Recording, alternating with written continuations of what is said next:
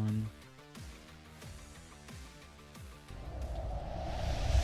Yes, welcome to Total Conflict. We are live and alive, hitting the ground running in this 2025 year as we broadcast from the heart of Illinois and the city of Chicago to fight fans around the world. This is Total Conflict Undisputed 7. Tonight, the Xbox division takes center stage as the defending champion Strqin looks to take on his next challenger in the undefeated 3-0 King Kong. We also have a delight for the co-main event in the PlayStation division, arguably the pound-for-pound #1 player in the PlayStation division. NM Proxer is looking to make his quick comeback against top contender TKK Quan. With a stacked card and glory on the line, this promises to be a night of legendary showdowns and unforgettable moments. So, wherever you're watching, I hope you're ready, because we're about to find out who truly belongs at the top and who can make their bid for pound status. My name is Baron Von Jedi, and tonight I am being delighted to have the one and only Crodon. Crodon, how are you tonight, my friend? Yeah, thank you for having me here, Baron. I'm excited. You know, a lot of great fights like those at the top of the card that you outlined, as well as some other bangers opening up things this night as well. Yeah, absolutely. So with that said, as everybody can see, there are some new things that have come and been delivered to us via not just Twitch, but all the great people at TC. So we are looking better, feeling extra nice as we hit the ground running. Like I said, in this 2025 year, we are affiliated. You can mess around with channel points. We're gonna have some emotes coming in pretty soon. So all things are looking good for this year. But with that said, Croton, let's go ahead and get into what we're going to be watching here tonight. 8 fights scheduled for tonight: 3 6-rounders, 3 8-rounders, a 10-rounder, and a 12-rounder for tonight. Starting off the card between the Pug and I think no longer the Grim Reaper. I think that's been replaced with Spider. So I think we're going to be seeing Spider come back to Undisputed. That's going to be an exciting fight to start our card off here tonight. Solar, the boxer formerly known as Solar Bricks, going to be fighting against Kieran Crow. Kieran Crow, just an absolute mauler out there. So that's going to be a fun fight. Finishing off our prelims, Crodon, is going to be Ghosted versus Spooky. Both guys always put on entertaining fights, calculated fights, so that's going to be a good fight. Starting off our main card, Nee versus Salt and P. I think that might be Salt and Pepper or Salt and Pepe. I'm not 100% sure, but that will be an Xbox fight, which should be a good one. JJ Turner from the NM camp against John Africa. Following that should be very good. And then finishing off our main card fight will be Kano, an absolute stellar performer out there, against ZR, a calculated assassin of a boxer. So that should be an excellent fight. For your co-main, like I mentioned earlier, Proxer versus Kwanzar.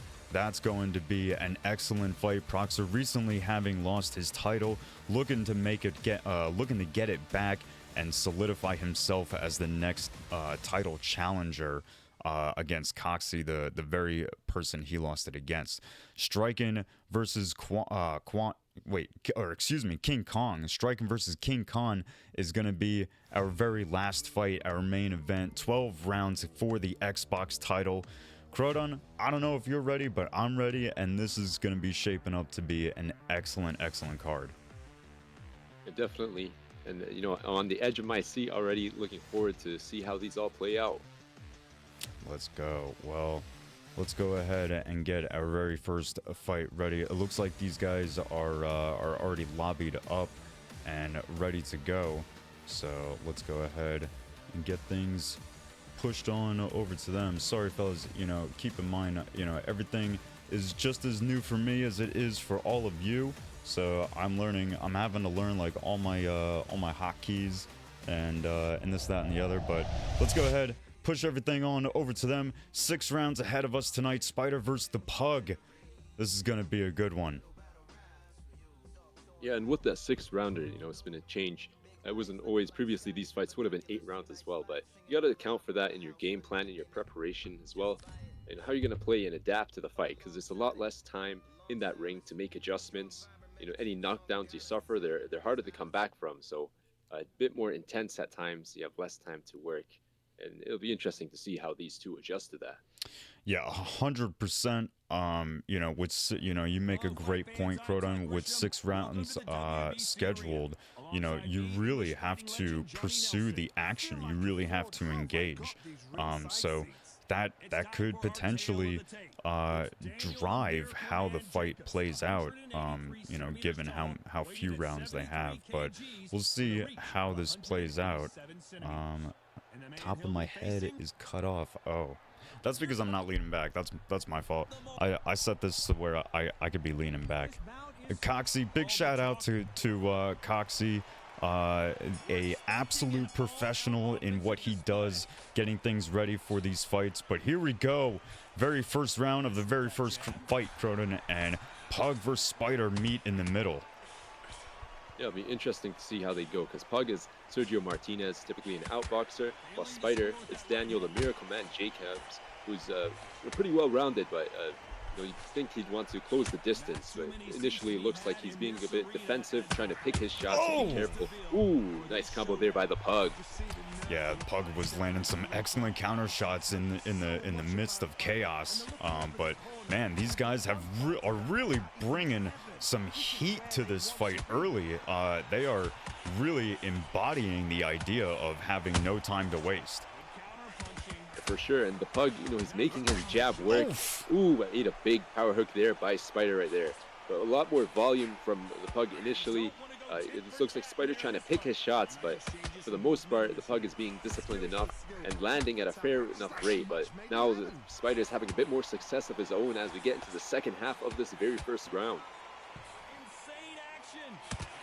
Man, these guys have been going crazy. This is intense. This is intense. This is honestly, quite frankly, Croton, I say it all the time, but this is the type of action that you can expect from a Total Conflict card. This is exactly how we wanted to start off Total Conflict Undisputed 7 and the 2025 New Year. So an excellent show from both guys. 25 seconds left on the clock in this first round. And we'll have to see if they continue this pace going into the rest of the fight, because that stamina is going down. But of course, with it being a 6th rounder, you don't have to worry about being stranded on an island and being stuck in deep waters towards the end of the fight. You want to expend as much of your gas tank as you can and get those points or knockdowns before it ends. But closed out that first round relatively close. I'm not sure who I would give that to on the judges' scorecards. Yeah, I would say that for the amount of damage that was done, frankly, that could be an even round. So we'll see what happens as we start off this second round. Both guys still meeting directly in the middle, although Pug is looking. It looks like Pug is trying to establish more of a dominant role in this fight. And we do see him having control of the ring, while the Spider is a bit more content to be planted or even get pushed back at spot as he tries to weave around with his block up and continue to pick his shots. But Pug doing a good job continuing to just, you know, patter away, starting everything off with the jab. Ooh, but ate a nice 2-piece there by Spider.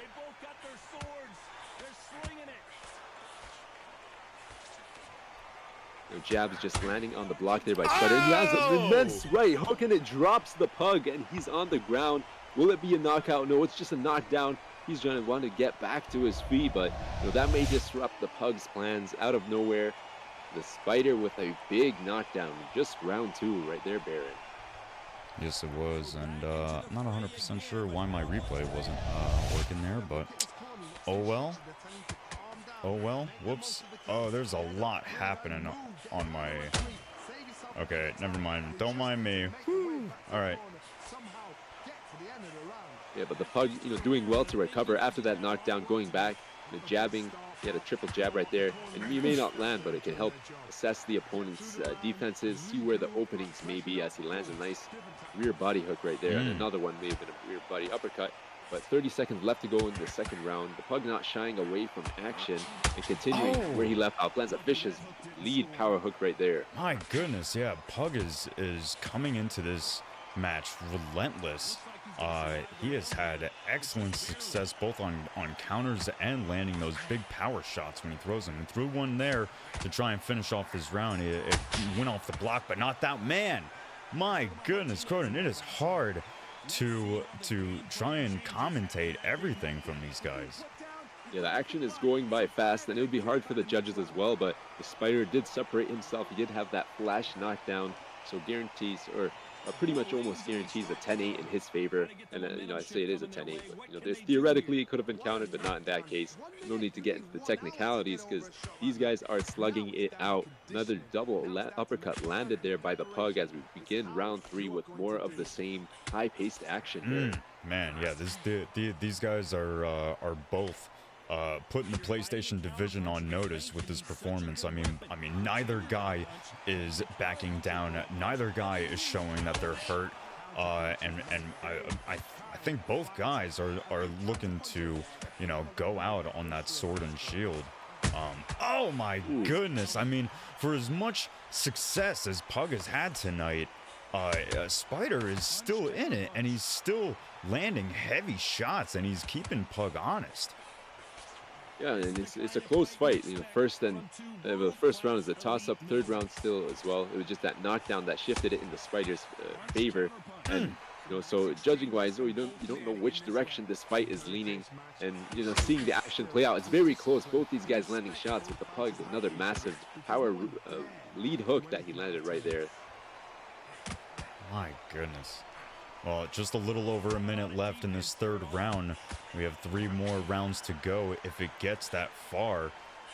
I can imagine that both guys are starting to feel the toll of the pace of this fight. Yep, and it's another vicious power lead hook right there by the Pug.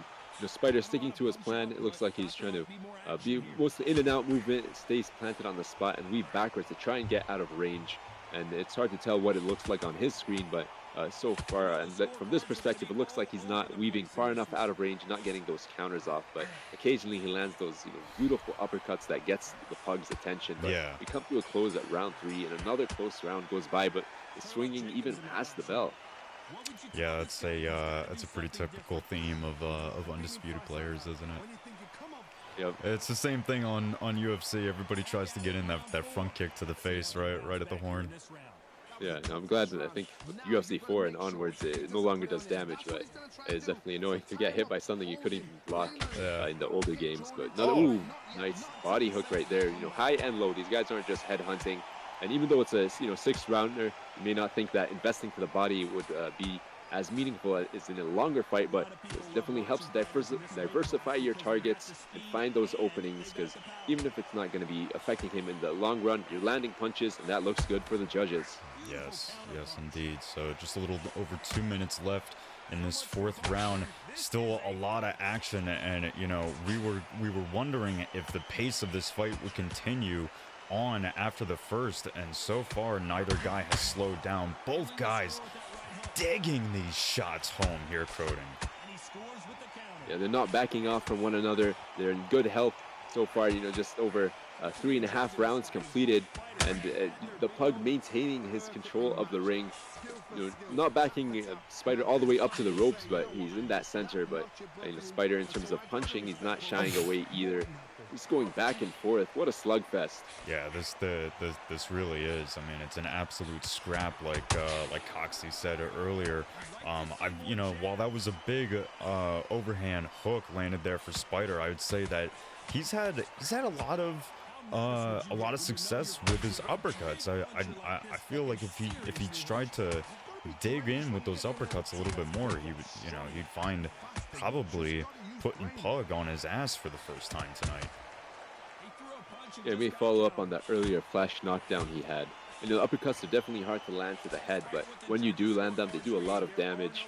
It's best bet maybe to try and mix them up in between the Pug's combos. But we saw Pug try a couple uppercuts of its own and closing out the fourth round in what is another close round and well after the bell. The referee needs to get involved there, but of course, he can't do that quite yet in this game. But we look at the stamina of the Pug down to just under 60%.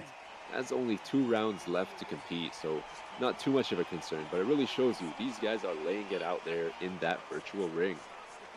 Yes, indeed. Well,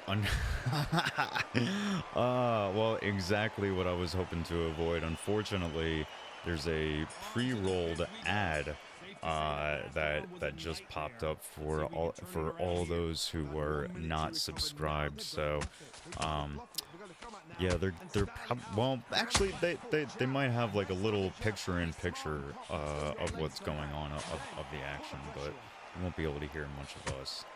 So that's something that they'll have to listen in on during the replay once this goes to YouTube. But 2:20 on the clock of this fifth round, not much time left for either of these guys. And I'm sure that while Pug feels like he's pretty much been in the lead, probably also feels like he needs to kind of make something happen.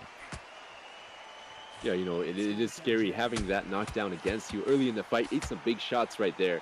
And I was going to say, fortunately for the ad readers, that beginning of this fifth round was a bit quieter than the rest of the fight, but they've picked up the pace once again as the viewers join us back. Massive rear power hook landed by Daniel Jacobs. Spider, another counter jab, and the head health of the Pug is in the red, but he's not shying away. He's going forward. He wants that knockdown back, but, he can't be too reckless, Baron. Yeah, 100%. Well, yeah, a little bit of an apology. We did want to kind of mention prior to any ads running that we are running ads, but we're gonna unfortunately run another one after this fight, but that will be like the manual one to try and get some more time in between ads. The idea is that we're gonna run ads once an hour, and if you like to avoid that, you can subscribe. But otherwise, we'll get back to that in a moment. We see Spider here walking, only a couple seconds left in this fifth round. He's got one more ahead of him. Croton, he does not have much left in the tank, we can see. Yeah, he did enter that flat-footed movement style, but Pug has to be careful himself. He's just unloading, throwing 2 or 3 punch combos even after his short-term stamina has been depleted. Of course, Spider doesn't have much in the tank himself, but getting caught with a power shot or even a regular counter when you're that low on the short-term stam can be devastating. You can see another flash knockdown or even a flash knockout. So the Pug has to be careful to not get overzealous as we go into the 6th and final round. Oh my goodness, yeah. I mean, you're making great points, Croton, and just like that, he gets socked with a huge overhand. While Spider doesn't have much left in the gas tank, he can still crack. So I mean, yeah, while Pug may feel like he's in the lead and he feels like he's got more stamina, you're right, he 100% still needs to be careful. For sure, and we see a bit of an extended combo there, and it looks like Spider is mixing it up. Sometimes he goes with a single power shot. Oh, when he's rocked, Pug is pressing forward. Can he get a knockdown and even things out on that stat sheet? A minute and a half to go in the 6th round, and he's pressing forward, throwing hooks, another lead hook, another one. Wow, and Spider is somehow still on his feet there. Wow, that was a huge opportunity for Pug in this last round. A minute 15 left on the clock. He's still got plenty of time, but golly, Spider is still swinging for the fences. Yeah, you got to be careful because you can't really take a round off with only 6 rounds to fight. Like there's no time for recovery. You may lose the round otherwise. And with this game especially, it wasn't a knockdown there, so Spider very well still could steal this round and ensure his victory. But 30 seconds left to go in the final round, and these guys, the pace have slowed down finally, which is surprising given how fast these guys have maintained it. Another big shot there by the Pug. Man, 10 seconds left on the clock. I mean, I'm sure these guys are... Oh! Spider is down, but is he out? Wow. Last second dropped and that's gonna sting for Spider, but he gets back to his feet, and the fight ends. The bell saves them, both these guys, from any further damage in what was a vicious fight. Majority decision. Wow. Wow. Well, you know, Croton, we don't see a whole lot of these, but every now and then it's pretty wild when we see a draw. I'd love to see the scorecards that we'll be showing here in a moment. All rounds were scored, and yeah, that's only one judge had it a specific way. Everybody else had it a draw. So, well, it is what it is. I would say that's a fair result for that fight. Both guys threw everything that they had, and that's that. You know, we got an excellent fight out of it. Yeah, and it was that very first round, which ended up being the swing round on the second judge's scorecard. He did have it in favor of the pug, but otherwise the other two judges did have it as a draw. And with it only being 6 rounds, draws may be more common, especially even number of rounds, not too much or less time to distinguish yourself from the opponent, and razor thin margins in a back and forth slugfest by both fighters, who landed at a fairly high percentage accuracy wise, around 50% for the both of them. All right. Well, in just a moment, we're gonna be moving on to the next fight. Verse. I see you're asking for me to manage the poll. I don't think it won't let me. The prediction, I can't. I don't think I I think can. with the result being a draw, it may make sense to potentially just let that kind of expire without a winner being chosen, like it was in the cards, because neither Yeah. prediction got it right. Yeah, that's true. I just don't. I don't think I can. Mm, I don't even know how to like kill the poll. right. So Verse, yeah, Verse kind of screwed it up because he set the poll and then he voted in it. So, um, and then okay, let's see.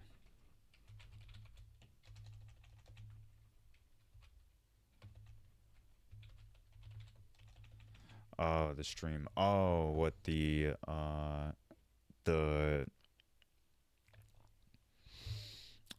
what do you call it? Like the fight stream. Is that what you're talking about? Don't spam this chat too much. I need this for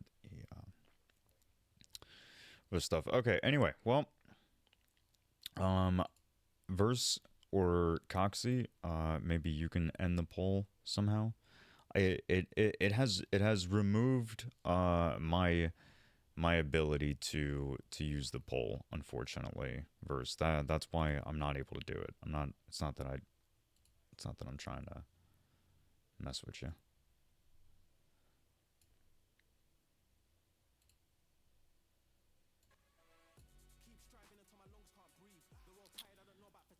Let's see. How about what if I try to slash poll? Open a poll.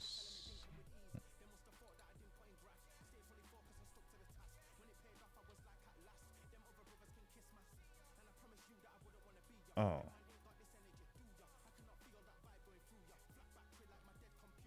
Hold on. I'm sorry. Verse, you should be like the poll has an expiration date on when people can vote on it. It should be over. Like you should be able to just make a new one, no? No. All right. Well, I hope that can be figured out. Much like me trying to figure out the replay system that I've set up, because with the new keyboard, I seem to have I seem to have kind of got all messed up on it. But with that said, we are gonna go ahead and move on to the next fight. We have Solar versus Kieran Crow. These guys are choosing their fighters and ready to go. Croton, have you had an opportunity to see either of these guys play?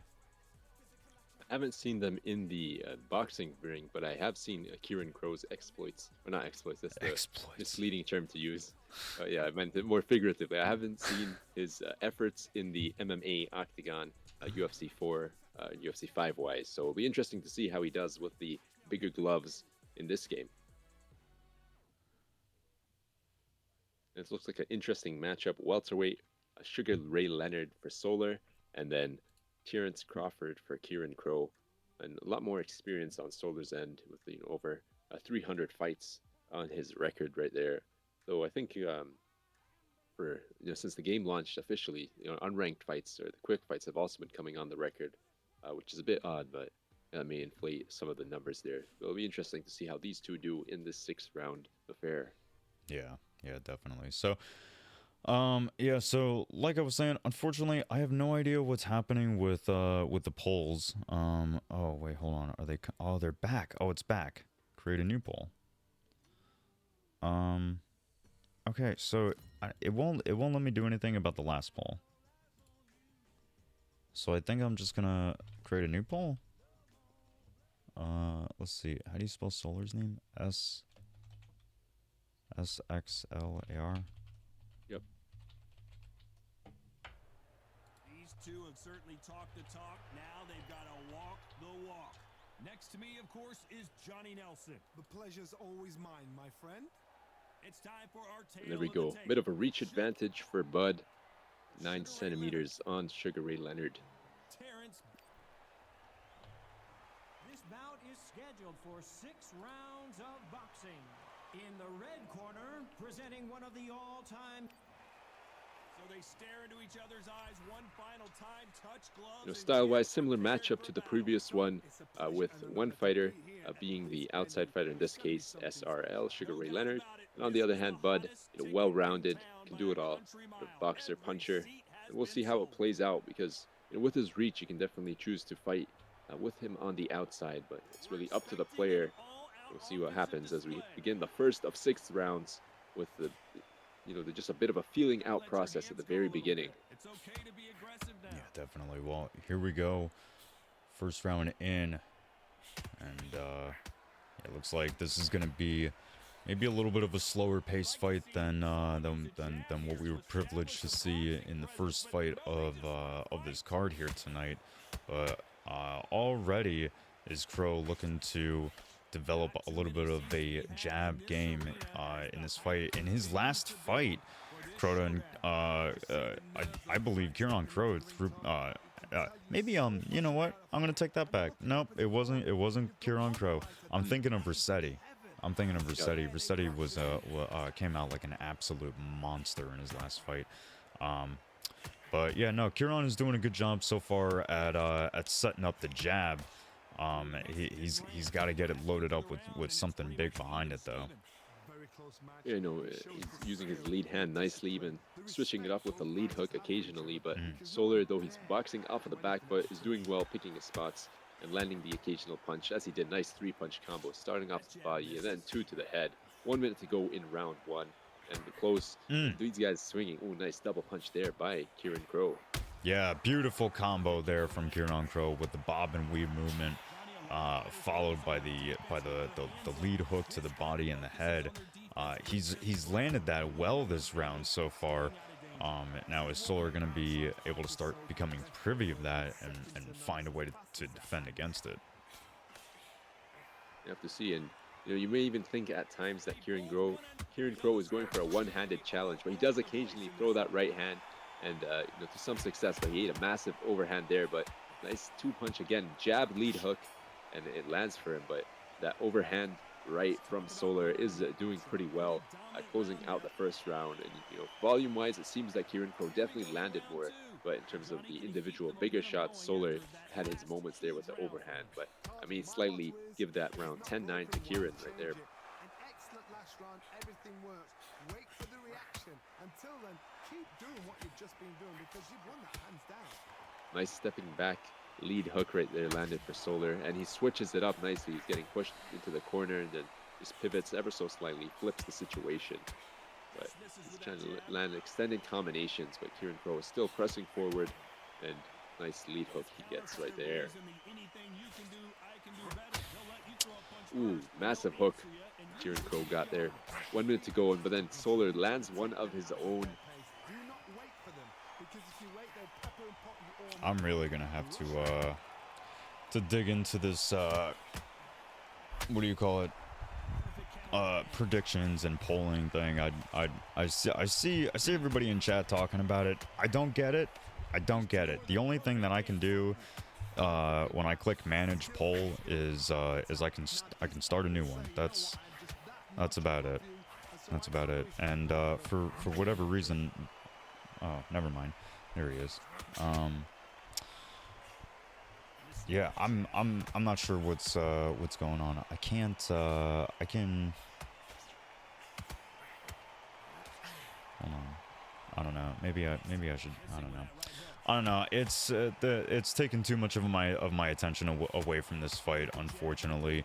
Solar having his back up against the ropes now, with Kieran doing excellent damage. 20 seconds left on the clock in the second round.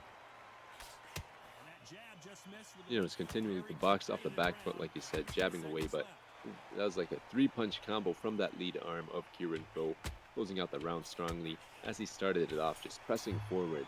You know, close one, harder to call. It's really a coin flip in my eyes.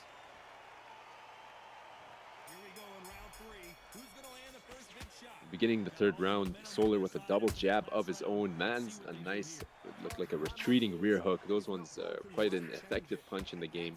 Perhaps have a bit too much reach on them than they should, but you know, they landed, and they landed well. Another one right there by Solar, who's using them to exit the pocket, and you know, he switched out, got out the lead hand variety right there. And looking at the health of Kieran, about halfway on the head health temporarily, ate a big rear hook right there. He's trying to press forward, but it's tough to go up against these retreating punches right there, Baron. Yeah, it is. You really have to have some proper timing. Okay, I think I figured it out. I think we got it. It never should have been a poll, and I got the predictions now. We're good, baby. All right. Now we're locked and ready to go. Minute 40. No predictions, unfortunately, for this fight. Unless Verse still wants to really put them together, he can if he wants. But yeah, we are locked and ready to go for the next one. A minute 15 left on this fight, or excuse me, of this round. While I haven't had too much of an opportunity to watch this fight because I've been a little distracted trying to figure, you know, the behind the scenes things. As I look up and watch now, it looks like not much has changed from when I looked away. It looks like Kieran has been doing excellently. I mean, despite, you know, Solar on the back foot, Kieran has been doing very well at cutting the ring off and landing some big shots. Yeah, that was a nice exchange right there, though he did get caught at the end of that combo. Yeah. He did take a moment a bit earlier in this round to sort of reset when his head health was a bit low, and it went well for him. You know, the second half of this round, he did was a lot more effective with his punches, continuing to push forward, jabbing away at Kieran, or at Solar rather. And Solar is just, you know, with those round shots, those round hooks as he's stepping backwards. He's landing, but volume-wise, he may be a bit behind. Still hard to call it. You know, and we have the predicted scorecards, and they actually believe all 3 rounds for this fourth judge in favor of Solar, Baron. That seems so crazy to me. You know, however, we have often seen that the CompuBox numbers don't often reflect exactly what the judges' scorecards are going to look like. So I hope that Kieran doesn't look at that and go, okay, I need to be way more active, because I feel like he's done enough to stay in control of this fight. Yeah, you know, definitely pushing forward, and he's landing a lot. So it's interesting to see it being so one-sided. But like you said, the judge is, you know, the predicted scorecard doesn't always reflect in the final one. Each judge has their own kind of factors that they weight differently. Some like accuracy, some others, you know, like odd things like the number of blocks you managed to pull off. So yeah, do not be discouraged at all. And Kieran seems to be sticking to his guns, and they're paying off as he gets a daze with over a minute to go, and he's landing that lead body hook right there. He sees the opening, tries to split the guard with an uppercut, and he's pushing forward, but can he get the knockdown here, Baron? No, unfortunately, Solar does a good job at defending and staying alive. He's able to recover, but not much time left in this round, 45 seconds. And, you know, while he's not in the dazed state, he's most likely still trying to recover some of that health. Yeah, it didn't seem like it was a flash rock out of nowhere. You know, the head health is probably pretty low, but Kieran continuing to land, and you know, that lead hook to the body seems to be a good weapon of his. This round's still up for grabs with just 10 seconds to go. When he does a nice diagonal dodge right there, gets under the punches, unable to capitalize after. Power uppercut whiffs as we close out the fourth round. And you know, nice shift in momentum. Kieran Crow ended that round off quite strongly, and you'd think the judges have to give that one to him. The predicting judge as well. Yeah, definitely. Once again, you know, we apologize. The ads are running in the middle of fights. We wouldn't have implemented them unless we. Oh my goodness! Who cares about the ads? Kieran Crow has hurt his man again. He's pushing forward, a lot more time to work this time. Oh, and he gets him. He drops him with that lead body uppercut. You know, gets past the guard and does a little shimmy as Solar has to pick himself back up off of his knees, and he is able to do that relatively quickly. Ref got to about a 5 count, but the dangerous thing is with so much of the round left, you can really see a number of knockdowns happen in succession, though he does a little dance of his own as he gets back up in his corner.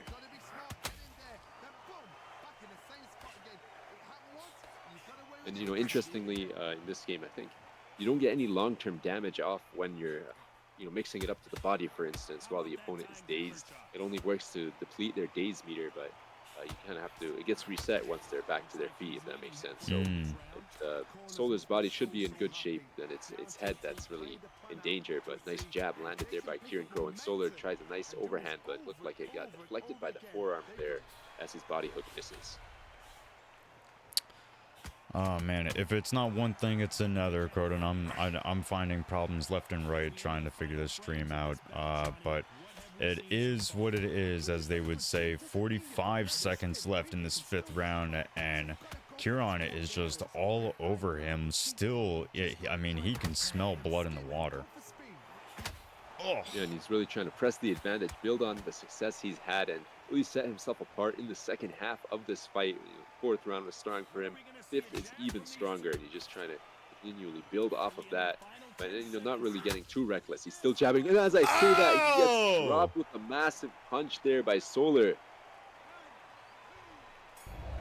Trying to get back up to his feet, but that hurts. You know, you have the round equalized because that was a knockdown from each of them in that one, right, Bo? Yeah, I believe so. Yeah.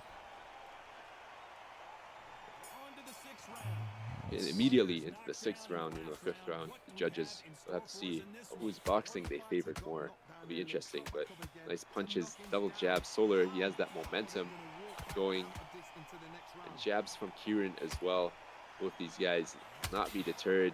Ooh, massive rear hook landed there by Solar, who's continuing to jab off of the back foot, eats a massive shot. Both these guys are throwing very little pauses in the action, and things are heating up as this fight goes on. Ooh. Triple punch, 4-punch combination, but missed a lot of those. Yeah, it feels like, oh my goodness, I was gonna say, it feels like Solar is really, you know, feeling confident out there, like he has an opportunity to come back, but just like that, it looks like Kieran is trying to steal it away, but Solar is able to recover in just the final moment. Yeah, I thought he was going to go down there. It looked like initially Kieran snuck a nice lead uppercut through the guard and landed to the head, but somehow Solar held on, stayed on his feet, and he's recovered. He's throwing again, you know, double retreating hooks there to the head. Just under a minute and a half to go in the final round. We'll have to see if Solar is able to survive. And you know, who knows how it will look like on the judges' scorecards. A lot of close rounds, knockdowns on both sides in the last round. So judges have their work cut out for them. But Kieran Crow trying to make it not go to the judges. Yeah, he's got his man set up to go for the body. Oh, he's hurt him again. Oh my goodness! If this isn't the moment where he knocks him down, I don't know if he's gonna have the opportunity to do it again. And wow. Solar has able to recover. If there's anything that you can say about Solar, is that it is so difficult to put him away. Yeah, and it looked like Kieran may have had some misinputs at the beginning of that day's sequence. A few Yeah. perhaps accidental slips on the spot. Trying to be Yeah.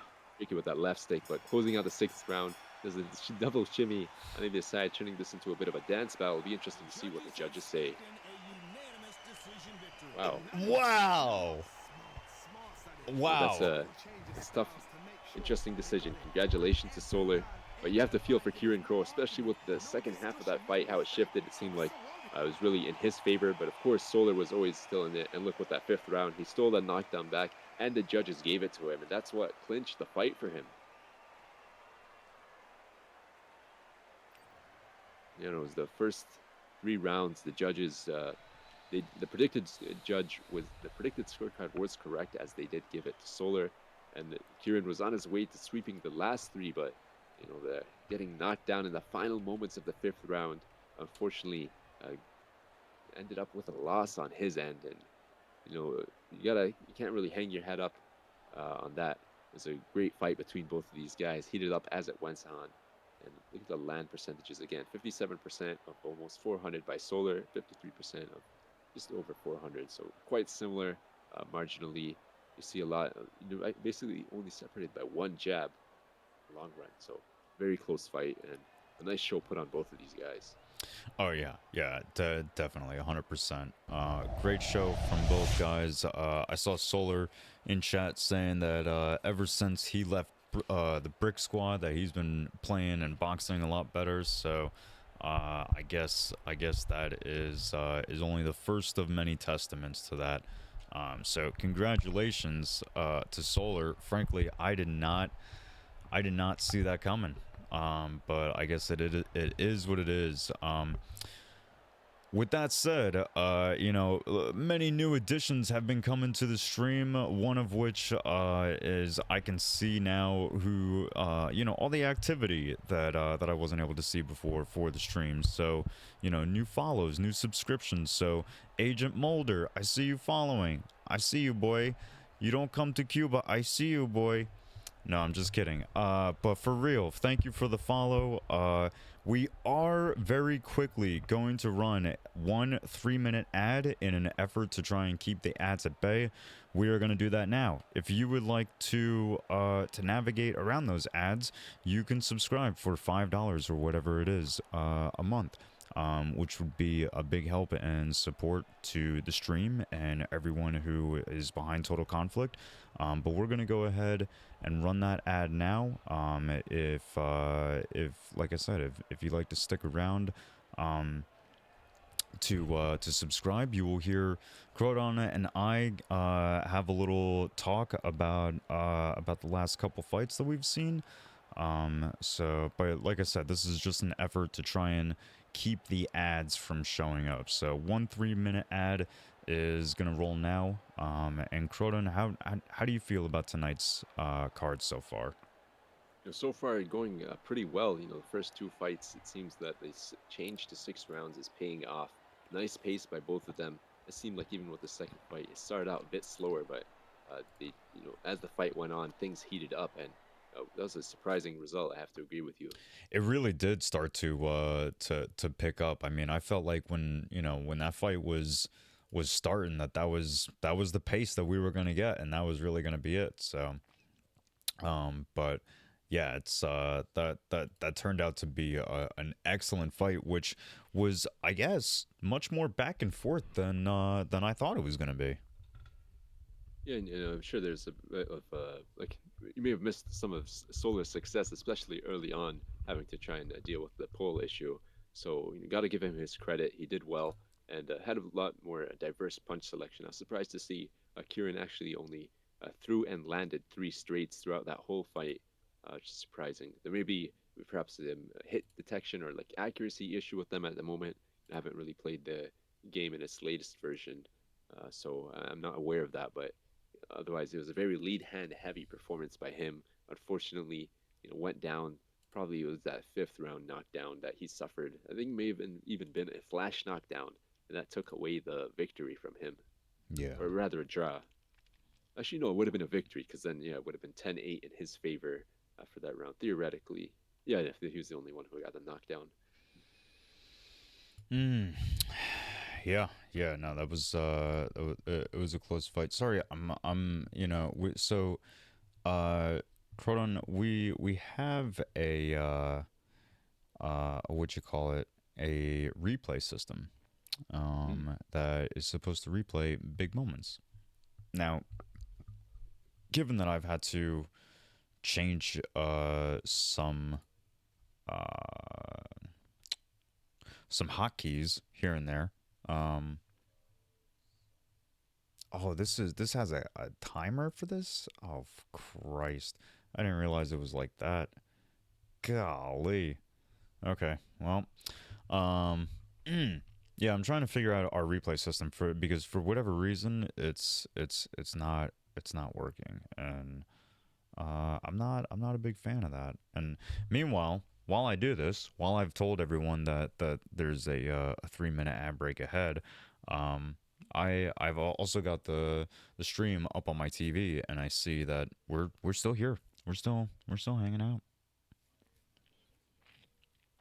But with that said, the ad is probably going to be playing here in a second, and like I said, if you'd like to navigate that, you can do that by subscribing. TTV, Just Nathan, I see you, boy. Thank you for the follow. If you haven't yet, go ahead, join the Discord. You don't have to compete. You can just continue being a fan and supporter of Total Conflict. And I think that would be enough. Now, why? I feel like I'm doing something wrong when it comes to this. What do you call it? To this replay. I had it before, but I've since what do you call it?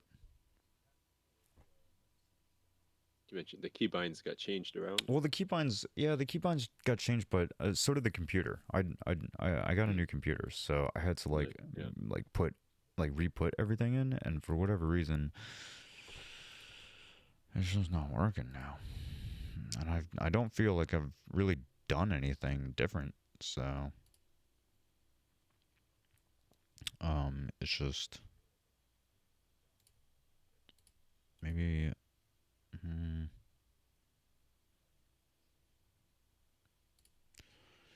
maybe if I try to remove it, bring it back.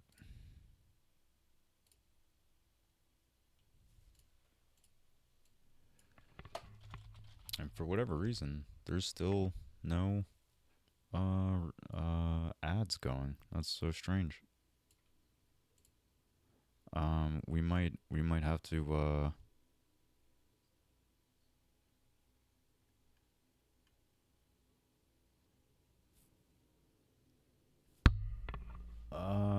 okay, well, for whatever reason, I guess I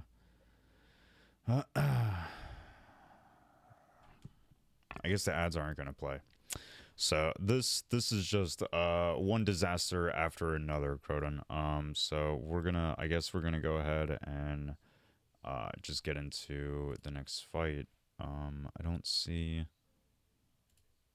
anyone saying anything. Forget it. Replay system isn't. Try to forget about that.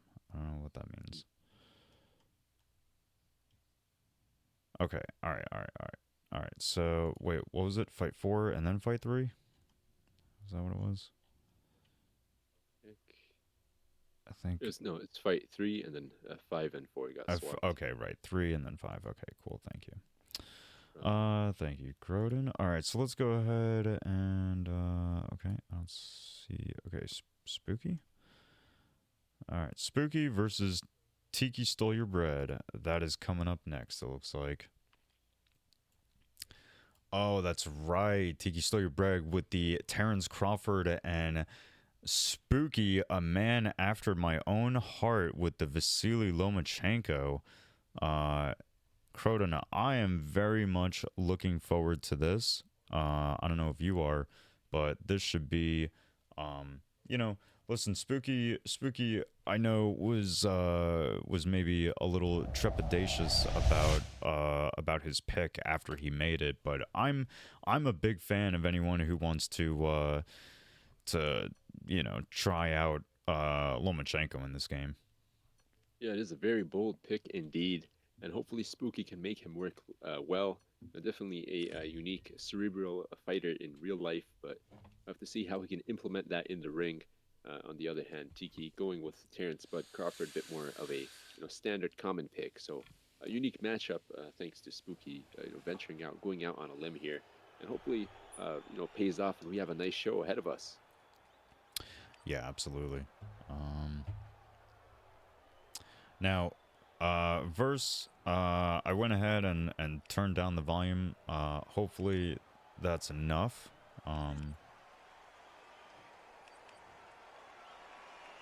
You let me know. But here we go. Very first round, 6 rounds on the clock tonight. And here we go already. Both guys trading a couple jabs. Let me tell you something, Grodin. I have been in the lab trying to figure out how to use Lomachenko in this game. He does have some interesting movement via footwork and like just his jab animations. But it is all about counterpunching and timing with him, and it is so difficult in this game. Yeah, I gave up much sooner, it seems like, in trying to get Lomachenko to work. He does have a unique moveset. The reach lets him down. Maybe something's up with his animations, but I mean, I did notice that Spooky immediately, once the fight began, swapped from orthodox into, from southpaw into orthodox. He ate 2 body hooks there, so perhaps that'll let him operate a bit smoother. It is tough to use Lomachenko. You definitely have to be sharp and on your toes for the whole fight. But immediately, we see Spooky kind of on the back foot, whereas Tiki is pressing forward, trying to land to that body, and he has that reach advantage, Baron. Yes, he does. I mean, he's got the reach advantage.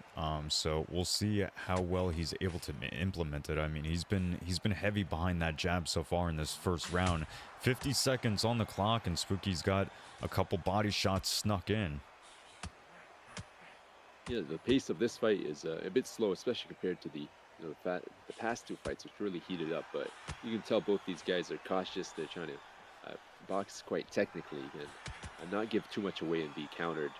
There's a bit of ghost punching going on with some landing, or rather, punches landing what seems like it's out of range. So I'm not sure where both these guys are fighting. You do see the connection bar at the top, a massive rear hook lands. No matter how far you are, that's a solid connection there by Tiki. Another one to close out the round.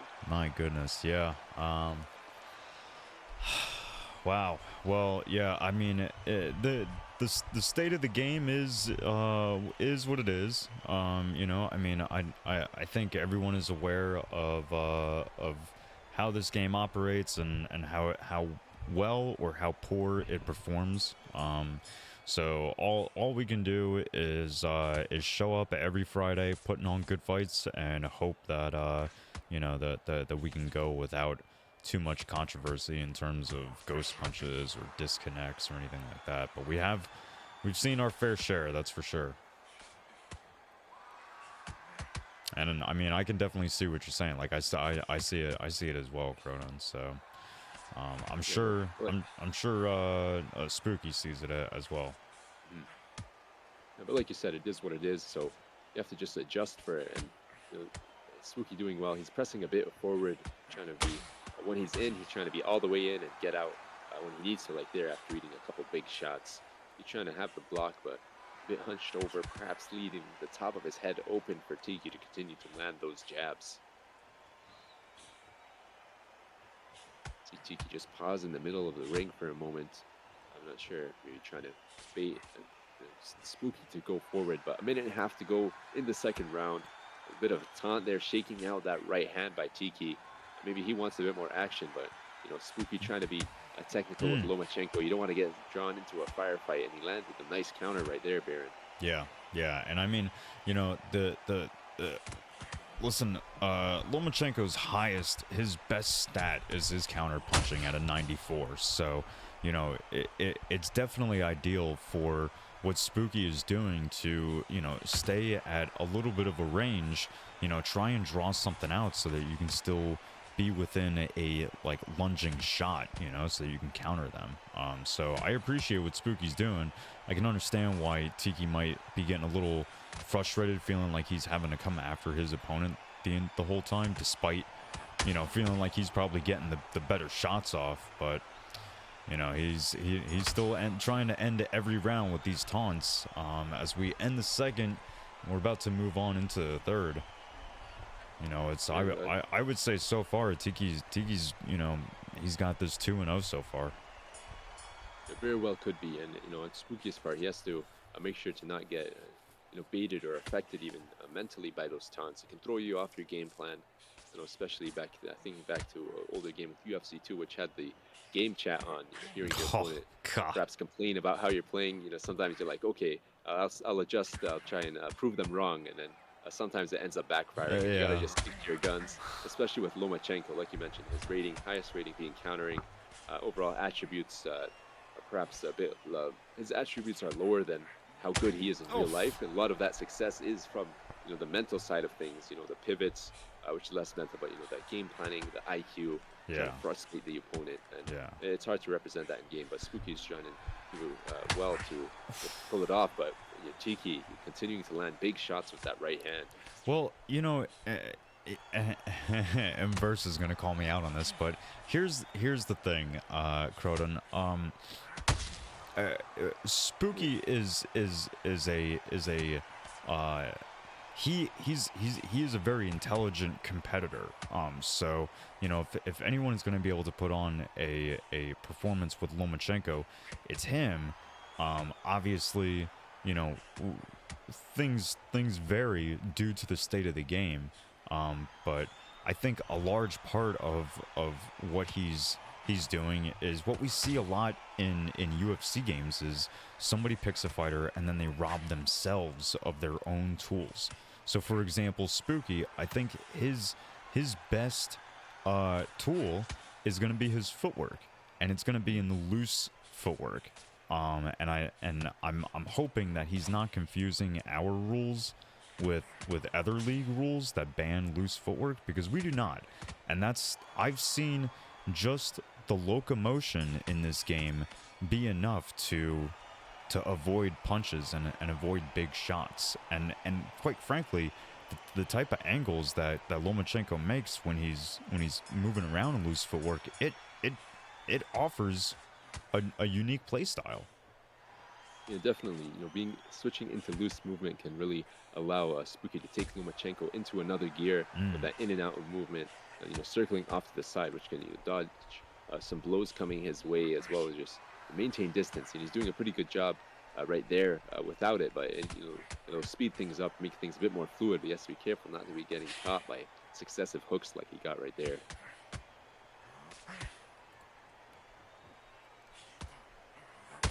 Oof. God, man, the shots that Spooky's taken, it's you know, I mean, so far it looks like he hasn't really lost his composure, despite getting tagged and despite his opponent taunting him. It looks like he hasn't strayed too far from what got him to the dance. So, you know, you do have to appreciate that about him.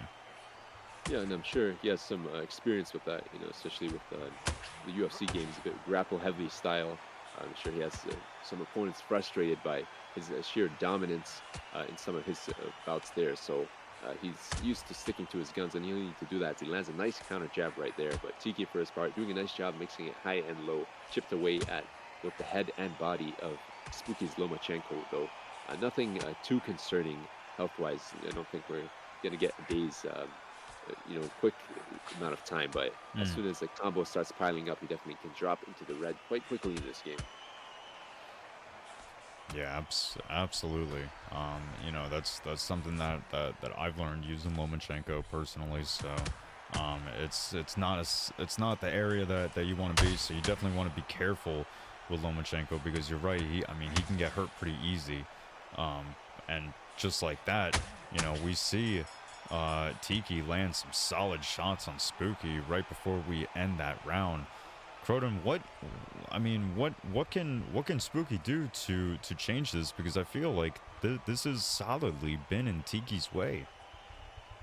You know, it's tough, especially with, you know, being Lomachenko. That's definitely an uphill battle. But things like you mentioned, switching to a loose movement and trying to use more of that movement could make a difference in and out, continuing to not play into Tiki's game. But there are moments like at the end of that round where he started trying to close in the pocket. He remained there too long, got tugged with hooks, a bit of a taunt of his own.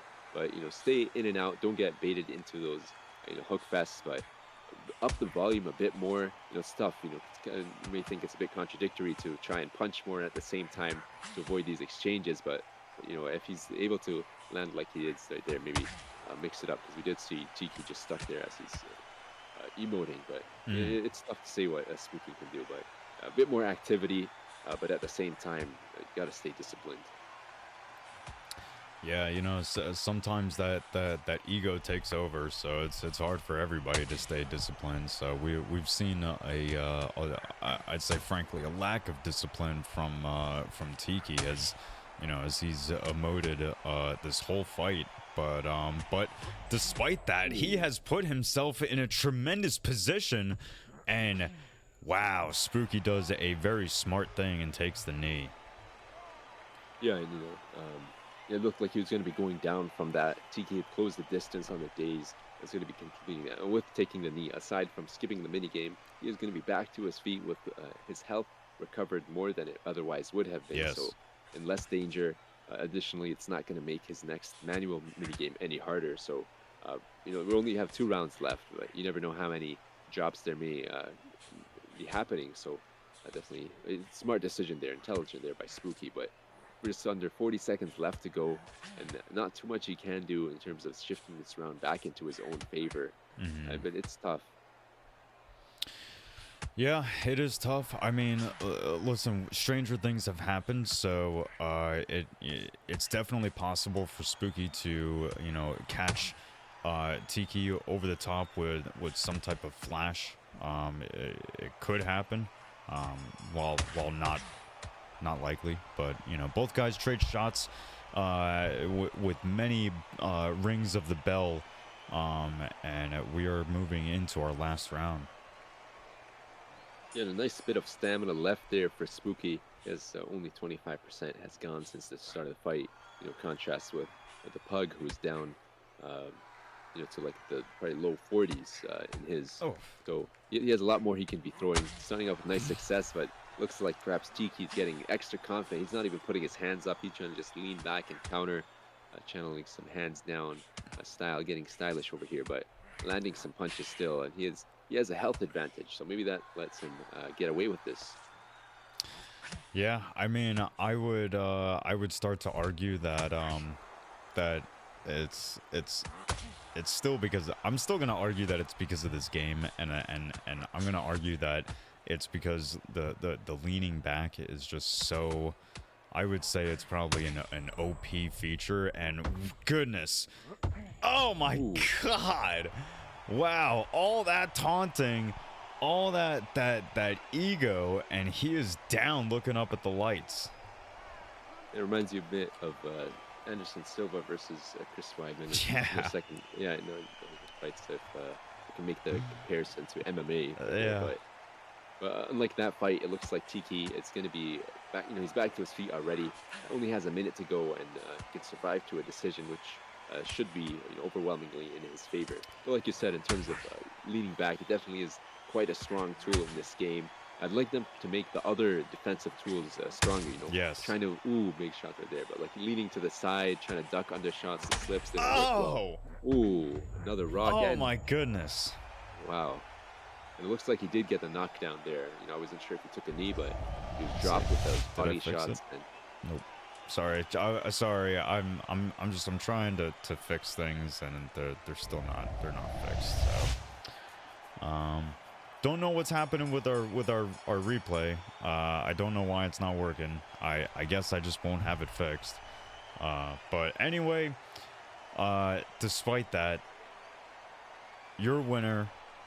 Tiki stole what? Your bread? I have to check. Yeah, Tiki stole your bread. And he took all but the last round. Not sure if that was perhaps a draw on their scorecards. Maybe they had one knockdown apiece, but that would be interesting. But yeah, dominant showcase by him. I did have the advantage, gotta say it. Bud Crawford, bit of a meta pick up against Lomachenko. It's about as far as a meta pick as you can be in this game, unfortunately, given how great and unique of a fighter he is. But Spooky tried to do well with him. We see a lot of jabs attempted on actually Tiki's part, 220, very jab heavy. So it seemed like the hooks were the real story of the fight in terms of the damage he managed to output. Yeah. Yeah, I mean that is often the case for most competitors nowadays. With this game being so early, I mean, having only been released since what, October on consoles. So, I got a feeling that much like the UFC games in their early days, we're gonna see a lot of evolution with how people compete. And I think that's gonna go as far as as starting to integrate more different type of offensive techniques, uppercuts and things like that. So, but with that said, let's go ahead and see what we have next. I'm getting tagged in a fight that happened like, what is happening? Okay, I can't be asked. I'm sorry, guys. Okay, let's see. So fight 5 now? Fight 5 and then fight 4? Is that Yep. okay. Right. Right on. Alrighty. Well, it looks like, oh my goodness. I believe this is our first main card fight. 8 rounds scheduled for tonight, and tonight we have John Africa versus JJ Turner, also from the NM camp. So we've got what remains of John Africa and NM JJ Turner in the heavyweight division. This should be a powerful fight. Yeah, and we did see this fight happen recently in real life with Tyson Fury against Alexander Usyk. Interesting bout at the top, heavyweight division. And we'll have to see if John Africa is able to overcome that reach advantage and height disparity as well that JJ will have.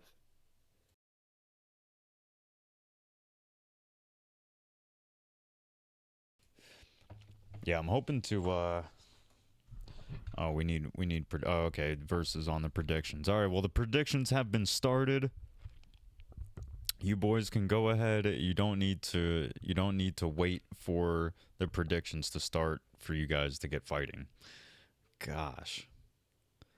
Yeah, you guys have to give Verse a moment. He's new to having a keyboard and a mouse. It's like first time for him. Okay. Thought you were making a joke at first. I mean, I am, but he did recently get a PC, so like it is probably kind of a little new to him. Mm-hmm. But anyway, yeah, the predictions are up, and these guys are going now. John Africa, I mean, there's not much that needs to be said about him because he's been in the community and he's been known for quite a while. But with that said, I will say that his time in Total Conflict has not really been the most successful. So we're hoping to see him enter into this new 2025 year with a little bit more success. He says that he's coming into it with a lot more positivity, leaving negativity in the past where it belongs. So we'll see how he does against a championship quality competitor in most NM guys, but in JJ Turner as well. Yeah, like you said, John Africa, legend of the community in his own right. Amazing, talking in terms of his videos. His fight promos are stellar, but you have to, try and put something behind that talk as formidable opponent against him in NM. JJ with the Tyson Fury fighting off of the back foot, trying to jab away. Just a minute gone in the first round. A nice body hook landed there by John Africa. Yeah, looks like John is staying on the pursuit. as he was able to close the distance there for a moment. And that's what he's gonna have to do. He's gonna have to really work to cut the ring off with having such a height and reach disadvantage. But so far, doing well, landing a lot of good shots, both high and low. Yeah, he's doing a good job of closing that distance, and it sometimes feels like being a shorter fighter against such a tall one like Tyson Fury that those body shots are a bit easier to come by, a bit more surface area to land them. Of course, the game doesn't always play out that way, but John's doing well with those hooks to the body, and JJ trying to mix it up, but eats a massive shot to the liver, but gets the counter of his own off with the straight there. Just under 45 seconds left to go in the first round, which is relatively close, though it seems like John had more success to start things off. Oh my goodness, a tremendous shot lands for JJ as he disengages. I mean, that was a great shot. That was like a 4-punch combination that landed. Talk about ending off the round early, or ending off the round strongly rather. Fantastic showing there by JJ, and that final flurry, that shift could be enough to possibly seal that round in his favor. Otherwise, there was a pretty close showing. So we'll have to see, because it looks like when JJ commits to, picks his moments like that, the crowd's getting a bit loud there. But he was able to land with the hooks in a extended combination, and John has to stay wary, and he can get easily dropped by that. Tyson Fury, he does pack a bit of a punch. Yeah, no, he definitely does. Just real quick, a big shout out to both Coxie for all of his work wrangling tonight, and then Verse for for just about everything else. The brand new commentary camera borders, and the new transitions, and music, and the predictions that he's doing tonight. If it wasn't for guys like them, this wouldn't be possible. So big shout out to them as we get into the second round. And both guys have been trading shots back and forth in this round so far. Yeah, we haven't seen a daze yet, but it's not for a lack of trying, as both these guys have been landing big shots. Jabs right now at the moment, both to the head and body, trying to pick it nice straight, getting through for John Africa. Goes back with the, it seemed like a double body hook landed. But, very close fight, as I mentioned before. JJ still mostly on the outside. We'll have to see how this plays out with a minute and a half to go in round 2. Yeah, well, and it makes sense for JJ to be out on the outside. I mean, he's the longer fighter, right? So it's the power is going to be on the end of his shots. So it makes sense that he would be on the outside, and for what it's worth, he's doing a good job at staying engaged despite that. So, but John has been just absolutely all over him like a Tasmanian devil. Definitely, he has closed the distance, and like you said, yeah, JJ is still remaining quite active, even though he is trying to fight intelligently and trying to limit Usyk's accuracy by trying to get out of that range. And I'd say that nice step back straight lands and gets a counter off of that. 10 seconds to go in the round, weaves back out of those shots, and that extendo arm, that lead hook to the body does land, and punches whiffing, hands down. He's confident. He's coasting to the end of the second round. Yeah, that was a great exchange from both guys before just moments before the end of that round. We'll see how that confidence leads John's opponent into this next round, or if John's going to be able to spark him. I think the biggest thing that's hurting John is that he's just not able to cut the ring off, completely. Yeah, no, it is tough to do, and but yeah, JJ is doing a very great job of circling out. You don't even see him really get pressed against the ropes. He's quick to circle around and mix up the angle that everyone's going to be fighting on as they exchange punches right there. Both of them simultaneously punch, and big power hook landed there by JJ to the head. Oh, excellent counter shot to the body lands for John. John doing well with the extra body shots down low before disengaging. It'll be interesting to see if he can make it enough to a dent in the stamina to get JJ perhaps flat-footed by the end of this fight. But for JJ's part, he's being composed. He's not throwing too much. He's picking his shots well, and he is landing most of the time when he does throw. So nice stamina management on his part, and he's going to the body as well. It's not just like John is the only one mixing it up. Oh my god. You can really hear the sting on those uppercuts. Ooh, punch missed out of range right there. And we do see John, for his part, he's not just mindlessly marching forward. He does back off, lets his stamina recover when he has to. And just 45 seconds left to go in the third round. And we'll see if JJ has a nice, strong ending as he has in the first 2 rounds. I would say that it's hard to it's difficult to have an accurate judgment of everybody in Undisputed, mostly because this game is so new, and we haven't had much of a history of people boxing, unless they want to use like a 15-year-old game. But with that said, I think it's still relatively accurate to oh, there we go. Relatively accurate to make the same type of judgment against John in Undisputed as you can in UFC. The thing that seems to be a common theme for most What Remains of guys is just how reckless they are. They just come out swinging. They throw everything at you, and for better or for worse, it can work out sometimes. But I've noticed another typical theme of them is that when they do get hurt and they do get challenged, that's typically when you see the best of them. Speaking of getting hurt, JJ lands a nice couple punches there for John. But like you said, John's not deterred. He's continuing to march forward, landing those nice body punches. Even though JJ is able to block the first one, the second punch often sneaks through, but big miss and nice counter. Or not actually a counter, but JJ just land there.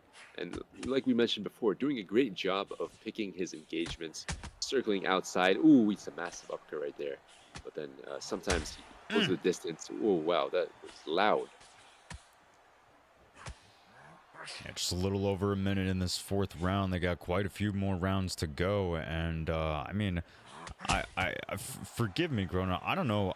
Maybe I missed the CompuBox, but I would say that for what it's worth, John's doing really well. Like he should be sharing a lot of these rounds that are being won. Yeah, I may have missed the CompuBox as well. Maybe it didn't come up, but he's doing a very good showing on John's part.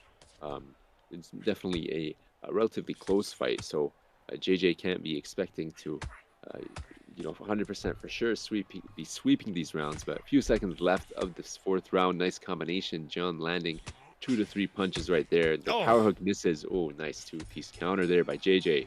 Yeah, that power hook put John in a terrible position. Just enough space for his opponent JJ to counter back with a couple shots. Now, unfortunately, that's kind of something that I've noticed about John is that we saw it in his fight against Daisuke in TC MMA. He throws these big shots and they whiff. And they put him in such a tremendously poor position. It's strange to see from a guy that is known for having such a high fight IQ, because I mean he's like the head game planner. Like he's the one who puts the game plans together for his camp. I mean him along with others, but he's like the head. Sometimes you can't resist throwing those flashy or big strikes, trying to get that one-hitter quitter. But, JJ, against someone like him, it can be very dangerous, like you said. He's doing a great job of, mixing it up in terms of the footwork, and he gets out of range, countered beautifully earlier, and he's going to continue to look to do that. As we see him, he's just circling. He's not constantly circling in the same direction. Sometimes he's going counterclockwise, mixes it up, goes back clockwise. So really keeping him thinking. Nice step back straight, and 2 big massive hooks there has John in the orange head health range with a minute and a half to go in this 5th round. Gosh. Yeah, I mean, there's John has taken a tremendous amount of shots. Not all of them have been, you know, big ones, but even just the ones that you get tagged with and just peppered, they add up. But John is still in it.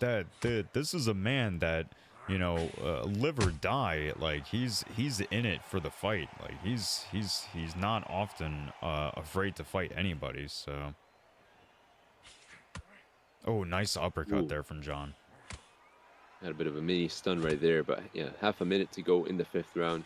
John is still going forward. Oh, and he gets the knockdown with the straight. Regular straight just landed on the button. Tyson Fury is down. Oh my gosh. Yo. He's broken his arm. Someone call an ambulance. What is his left arm's broke. What? His right arm is his left arm. Oh, both of his arms are beautifully mangled. John Africa has demolished JJ with the straight, leaving his body unrecognizable. Tyson Fury somehow recovered back to his feet, but it was too late. The fight is over. That's an amazing comeback there by John Africa. Like you said, anything can happen in this game. Wow. Oh my God, Croton, that was so funny. Leaving his body mangled. No, but that's unfortunate for JJ. You know, as you see on the scorecards, he was up 4 rounds, and out of nowhere, a little straight, just the unlucky dice roll right there. You got to feel for him. It was a great showing. Looking at the stats, 57%. You know, 9% accuracy advantage, but it was the one and only knockdown of the fight. Just flash KO. Just how it is. So funny. So funny. Well, congratulations to John Africa. What an absolutely insane moment. That's just wow. But so very much the theme of what I was talking about with these What Remains of guys. Like they are in it for the brutality, and while they deliver and they receive the chaos, sometimes they just have these bright flashes of success, and man, it jumps everybody out of their seats. So congratulations to John. Fantastic fight. Unfortunately for JJ, not how he was looking for that to turn out, but you know, that's how it goes sometimes. Yeah, you know, unlucky result, and hopefully this doesn't set him back too far, because as we did see how the fight was playing out, he was you know, putting on a great showing, so shouldn't drop him or drop any of like much of his credit or his standing at all. So, you know, hats off to both of them, and congratulations to John Africa with the comeback flash KO. 100%. Well, with that said, we do have our next fight that hopefully should be coming up next. It looks like we've got Naive versus Salt and Pepe, also known as TTV Just Nathan. But let's see. I'm getting tagged from the good folks in the back. Let's see. You go to with that fight.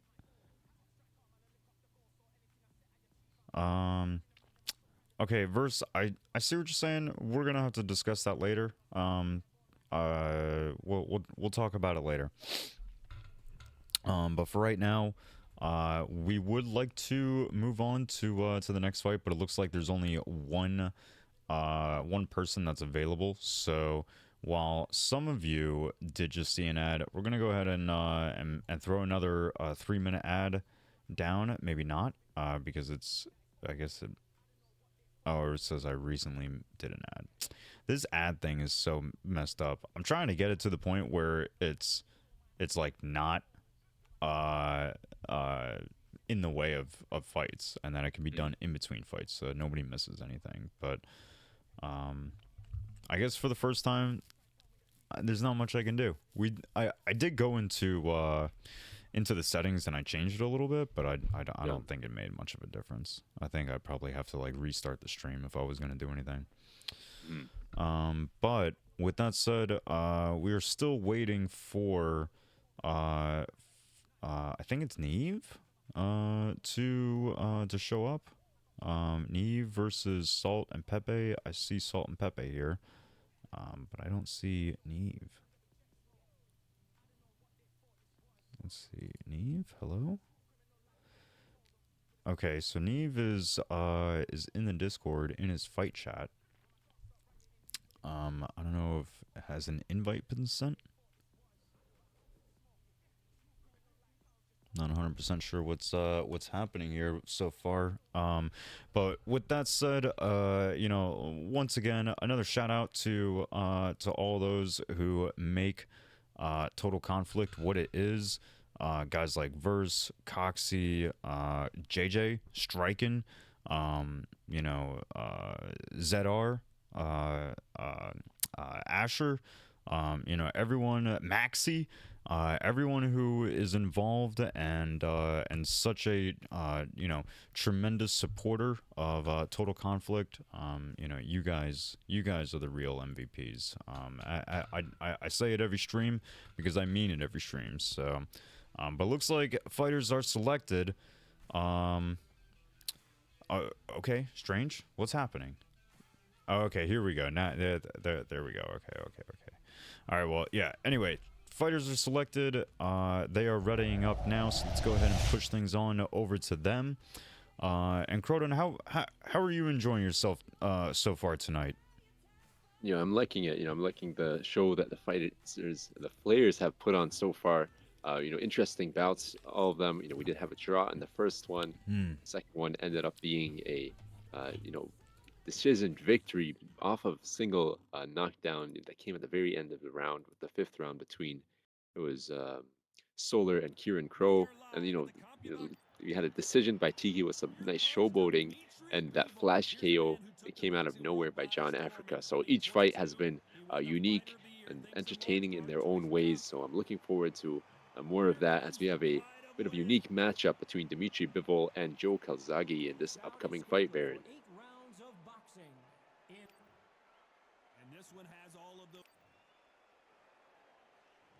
We're expecting an all-out offensive display.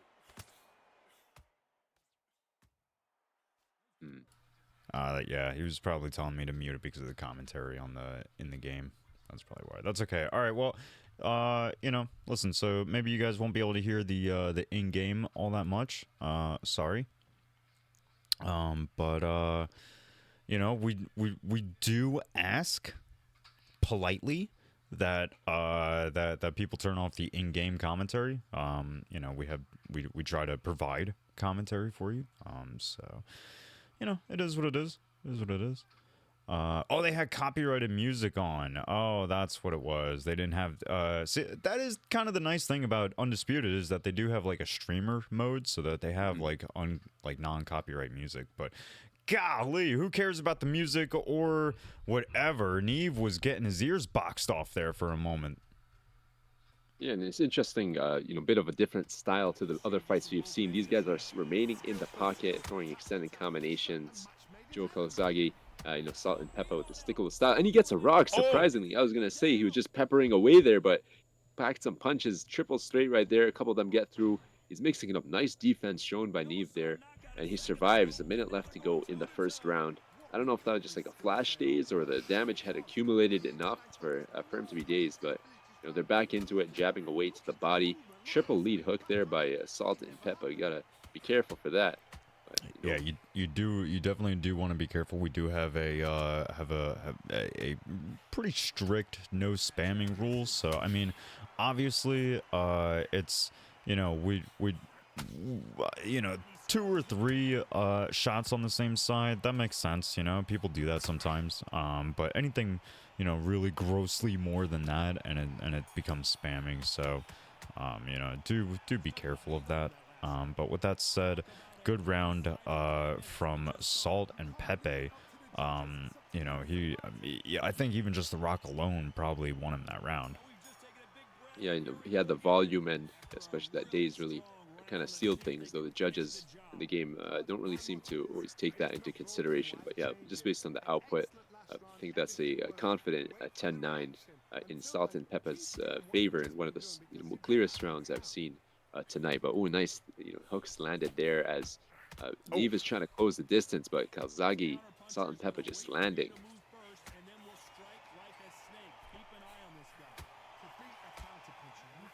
oh, nice, Ooh, hard straight right there from Neve. Lands doesn't look like it did too much, torrential damage, but still, points are points.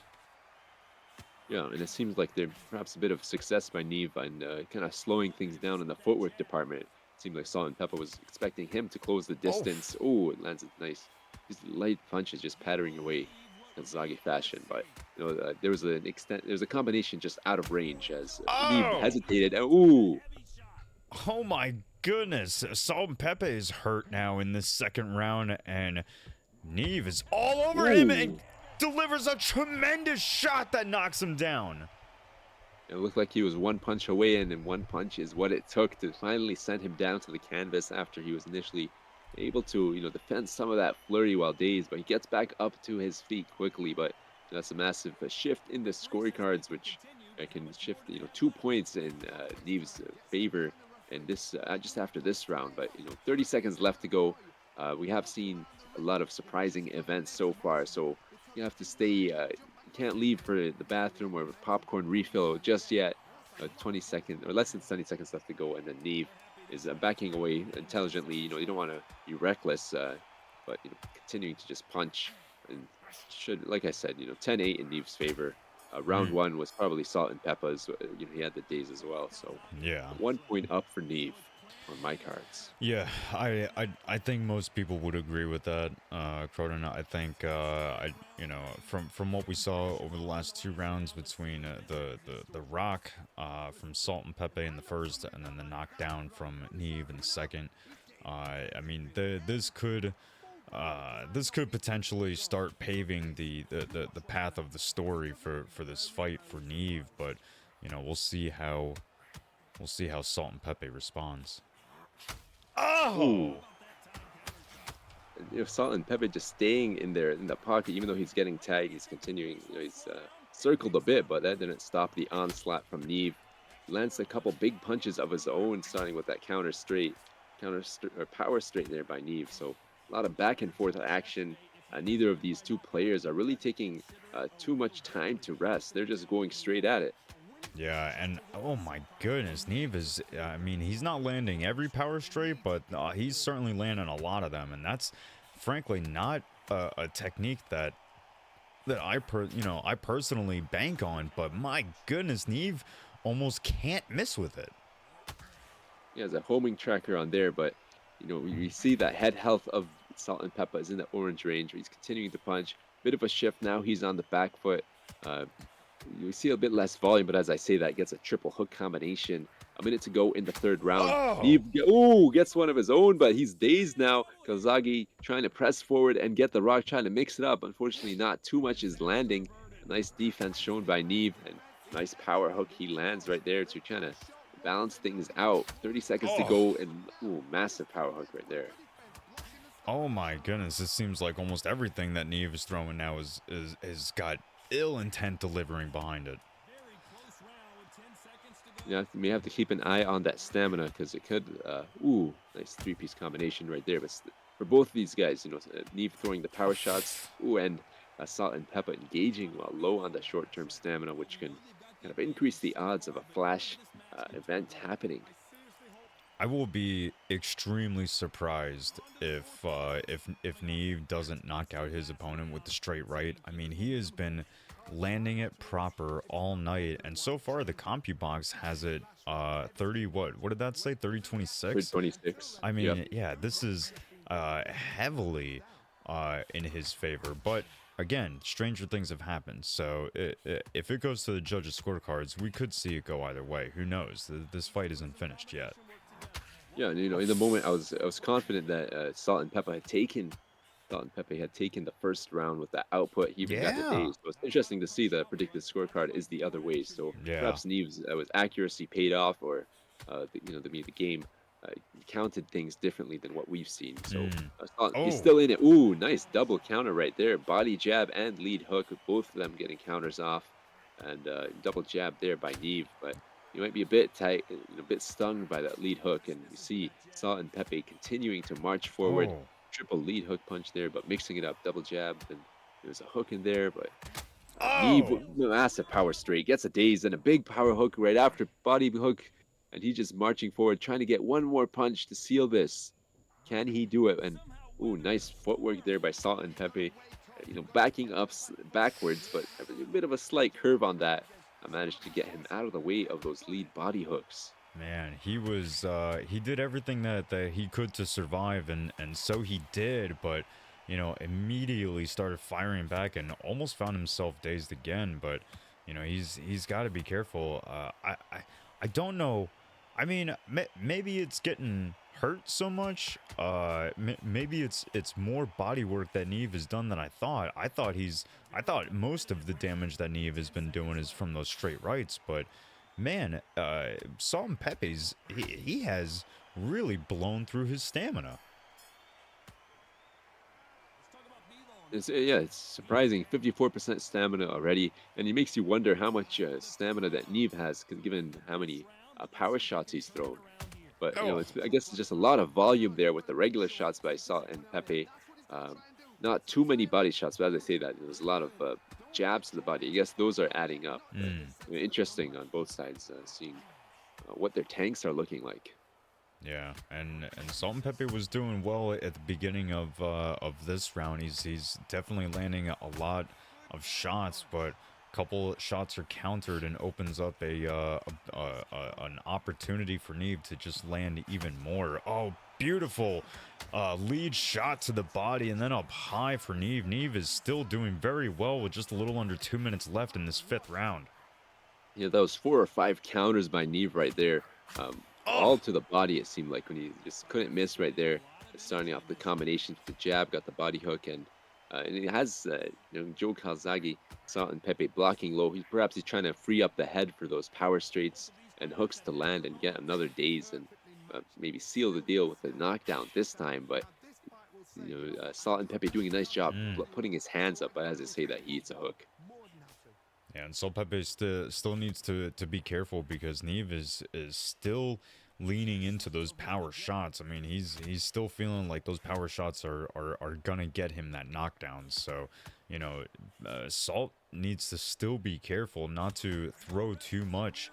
It seems like he's so trigger ready and trigger heavy, throwing as many shots at once that he's just he's almost creating the opportunity for Neve to get something big off. Yeah, and like you said, when that stamina is low, it's dangerous. So Mm. you have to see a few seconds left of the sixth round. Two big misses there by Neve. Salt and Pepe continuing to march forward, though the volume has dropped off, and we see he has entered the flat-footed zone. Though recovered just enough stamina to be out of it, but he'll probably dip back into that. And being caught flat-footed can be a bit dangerous. It's not the end of the world. You're still throwing punches at the same speed, but those extended combinations may be a lot more difficult. Mm. Wow, nice combo there from Salt and Pepe as we start this next round. Oh my goodness, Ooh. and oh, I was gonna say it almost looked like for a second that Neve was flat-footed. Which, frankly, it would not surprise me with how much power he's been throwing tonight. I'm sure that he's starting to get gassed. Yeah, and it does look like he's actually in loose movement right now, so Yeah. he still has a lot of footwork. So yeah, so it's a big discrepancy in their foot speed at the moment with the Salt and Pepper dropping back down into that flat-footed mode, and we do see Neve trying to make use of that, moving across the ring quite quickly. Though he kind of walked himself back into a corner, so quick to amend that now. Nice 1-2 lands there.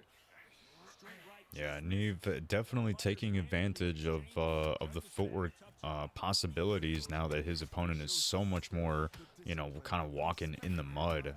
But it looks like he's not doing really enough with that footwork by, it seems like Neve hasn't really learned the idea that like Salt doesn't just throw one shot at a time. So like he's trying to throw more than one. So bait out those 2 or 3 shots before you go and engage. But it seems like after the first shot, he immediately enters into the pocket and he starts getting tagged up and just like that.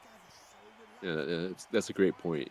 You're walking onto that shots, but for Salt and Pepe's part, even though he's low on stamina, he's continuing to march forward and trying to get that volume off. He has probably a bit less power than Bivol. I'm not sure exactly what their ratings are, but nice body hook lands there. A few seconds left to go in round 6. Ooh, massive rear hook landed there by Bivol, and I'm interested to see how long Neve can stay outside of the flat-footed range himself, given all those power shots he threw. Looking at the predicted scorecards, 58-55 in Neve's favor, with just rounds 4 and 6 going to Salt and Pepe in the blue corner.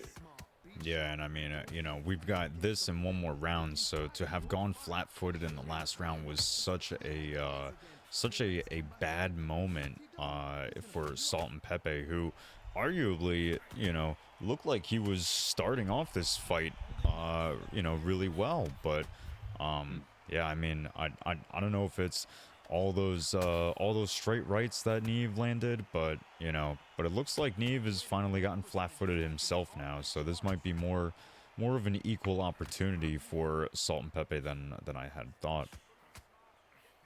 Yeah, and it'll be interesting to see how their styles play out on such low stamina, because Salt and Pepe did like those extended combinations of regular shots. Oh, and Neve with the power, and he gets a daze, and Salt and Pepe wisely takes a knee, and he's going to be getting back up to his feet, feeling a bit better, but it's a massive knockdown. Yeah, that was a big shot to hurt his man, and that was a big opportunity to get him knocked down. Especially when both guys have such little stamina. But well played by Salt and Pepe, taking the knee and saving himself the damage. Yeah, and like I was gonna say before that knockdown happened, while Salt and Pepe prefers those high volume, low power shots, Neve is going with the power, and he looked like he's still incorporating that into his strategy. One punch, the second punch being a power like there, and it's landing. It's still working for him, which is surprising. Oh, and as I say that, it turned out horribly for him. He throws a big power shot, gets it blocked, and then leaves himself vulnerable. And yeah, Salt and Pepe capitalizes.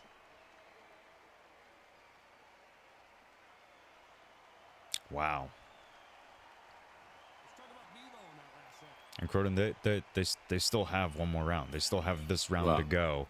Like I mean, can you imagine if this was 10 or 12 rounds? Holy. Yeah, you have to hope that they may be able to pace themselves a bit better stamina-wise, or perhaps reduce a bit of the power, because they are gassed, but they're still slugging it out. Massive straight lands there for Neve, and he's marching forward now. 2.5 minutes to go in the 8th round, and he has a rock landing to the body. Can he capitalize and get it? He's trying to go an overhand. It looks like it went past the block. One more and he contorted his back on the way down there. May have tweaked something, but he's down for the count. Can he get up? This is maybe the second or a third knockdown that Salt and Pepe has to get up from, getting up at around 6.5 second mark. But the bigger story is that point deduction, or rather just the losing another point on the scorecards for having been dropped. His head is still red, and Neve is looking to perhaps not even let this go to the judges, Baron. Yeah. I mean, it definitely looks like, despite having or possibly the lead, he's still. He's still coming forward and still looking for. Oh my goodness! Oh, that may be it. Oh my goodness! Wow, I thought it was it. It looked like it was slow motion, and it looked like that could have been it. That would have been the craziest thing ever. And it's still massive there for Salt and Pepe, getting another knockdown, and it shows he's still in this fight. Points wise, Neve still has the advantage though, so we'll have to see. But he's not shying away. Another power straight. He's in Salt and Pepe's face. He wants to throw down. Final 20 seconds, and he's going lead hooks, power straight, both of them blocked. And Salt and Pepe trying to throw a 3-punch combination, and it's tough to do when you're so low on stamina. But look at that. He's throwing. He has nothing left. He's still throwing, and he gets Oh! dropped for his troubles. And will that be it? My goodness. Oh, man. He is... Oh, Croden, he's fighting it. He's trying to get back to his feet. Oh, Ooh. at 9, he gets back to his feet I mean, basically no time left, if any. No, none at all. So it goes to the decision. Split decision. Yeah, so a split decision, which, frankly, that's kind of wild. But Oh, yeah, and it looks like the 8th round bug is there where it's not counting on the scorecard. So it did feel like Neve was a bit more in the lead throughout that fight, but in that Yeah. last round he did get dropped, at least once. So Salt and Pepe definitely was still in it, and it looks like the rightful player walked away with the victory in that one. yes, he did. Let's see. Verse, do you have are you on top of the prediction? I'm sure he is. Let's go ahead and run an ad just so that we can try and add some more time before we get hit with another pre-roll, like in the middle of a fight. It says that the pre-rolls are off for an hour, so let's see how well that works. It most likely won't. But wow, what a wild fight. That was kind of crazy. But yeah. I mean, Neve did very well with landing those power shots, and it looked like Salt and Pepe was doing really well with being able to box from the outside and kind of pepper him with shots, but Neve was just so relentless with those power straights. It was kind of crazy. Yeah, I'm surprised how long his stamina stayed alive for. It was only until maybe the final 2 rounds where Neve himself dropped into the flat-footed zone. But back and forth, even though it seemed like Neve was going to be walking away with it, and once we got to that middle mark, Salt and Peppa definitely was still in it. Got some rocks of his own, though in part thanks to Neve continuing to push for the finish, and ultimately, fun back and forth fight ending by decision. Yeah, definitely. Let's see. King Kong is saying, "Hit the gritty, Jedi." I have all of like a foot and a half of space between my desk and my wall. I don't think I could. I don't think I could hit the gritty. I could do the Philly shell. Yeah, I know you guys want to see the Philly shell. Yeah, that's gonna have to wait. For some reason, the ad is not playing. So why does it give me the option to play an ad if it's not gonna play? That's so I strange. had it on my end. I had an ad play a moment ago, but it looks like it's over now. I'm trying to run 3-minute ads. So, well, okay, all right, well, whatever. I guess if nobody else has an ad right now, let's go ahead and move on to the next fight. We have one more fight before the co-main and the main event, and this fight, frankly, could be the people's main event here. Let's see. I can knock. Ask to join the stream. Oh, that's kind of weird. That's strange. All right. Well, did not know of Twitch's new features to knock on people's streams, but now we know. But let's go ahead, move things on over to a former PC player, move to the Xbox, ZR, fighting against former Xbox champion and an absolute threat to the division in Kano. Both guys are lobbied up and ready to go. And man, Croden, if Kano comes in fighting the way that Kano does, you're in for a treat. I'm looking forward to it. He's a lot like what you'll see in like a 6-round fight in terms of pace, but most people can't keep up with it.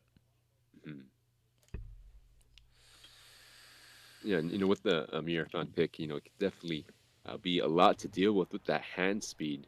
It'll be interesting to see if that stamina can last or if he can get Harold out of there early.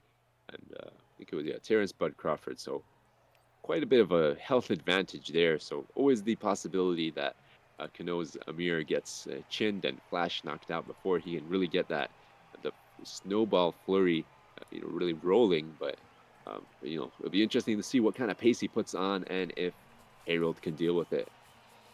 100%. Well, predictions are up, so make your predictions now. There's less than a minute left, and we are about to get into this fight, y'all. Here we go. Man, it just immediately darting across the ring, giving his opponent no time to even grab the controller. Zed just goes straight for his man and starts throwing.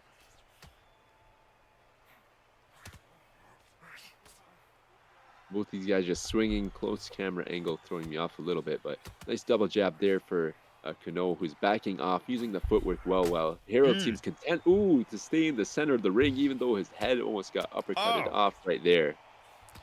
And Kano doing a good job taking a little bit of a different approach to his style.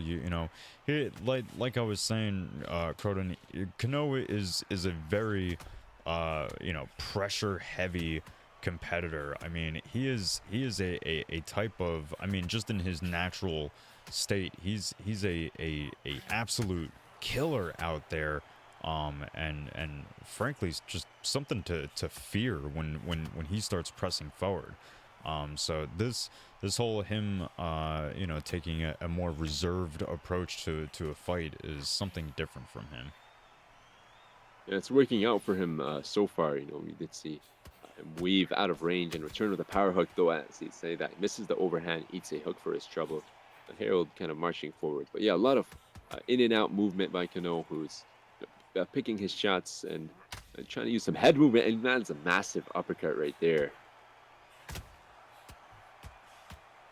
Nice three-piece landed by Harold, who's pushing forward. Under 20 seconds left to go in the first round, though overall, I think you got to give it to Kano, but a nice counter uppercut landed by Harold himself. Kano going forward, landing the hook, trying to weave and then throw a big shot to perhaps get a counter off, but triple jab to close things. That was like a 5-jab combination. Well educated, and should be a 10-9 for Kano, but you never know with the judges. There's a little back and forth going on in the Discord. I'm not 100% sure. Oh, I see.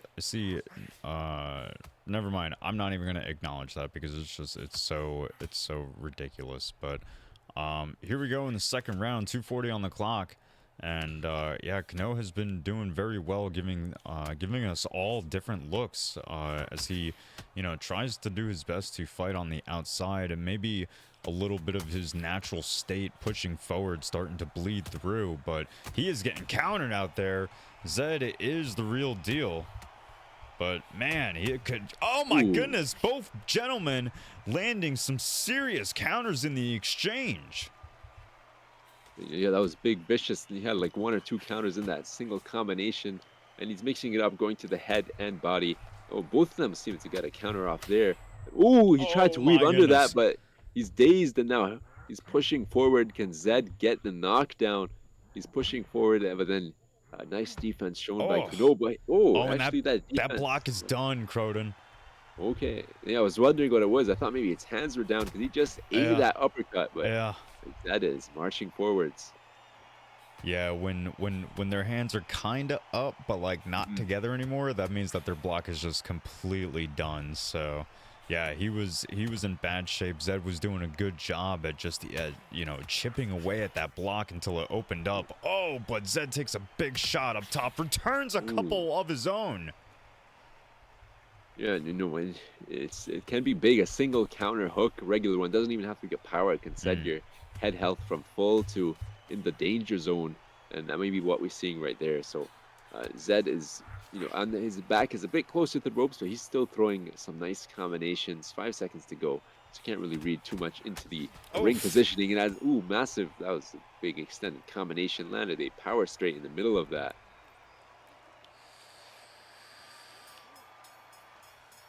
round 3 of 8 in this fight, this third last fight of the night.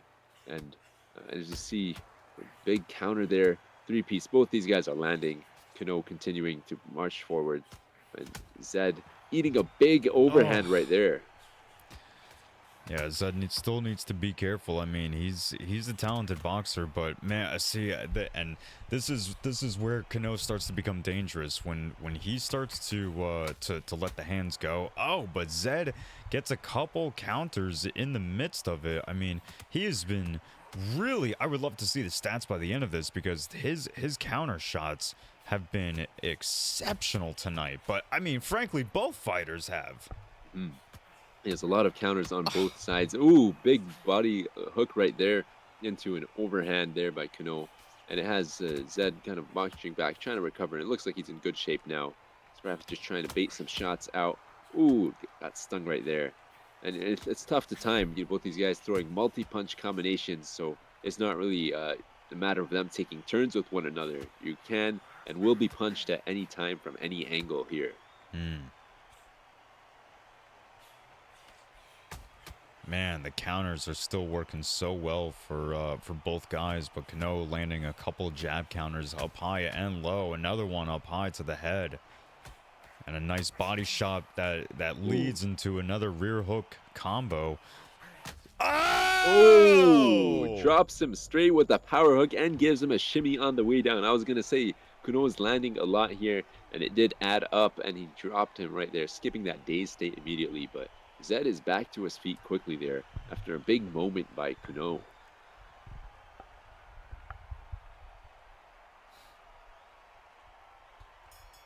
And they wait out the round, which is completely fair for both guys with only a few seconds left to the round. But here we go into the fourth, and wow, yeah, we see what the predicted scorecards are looking like. I don't know.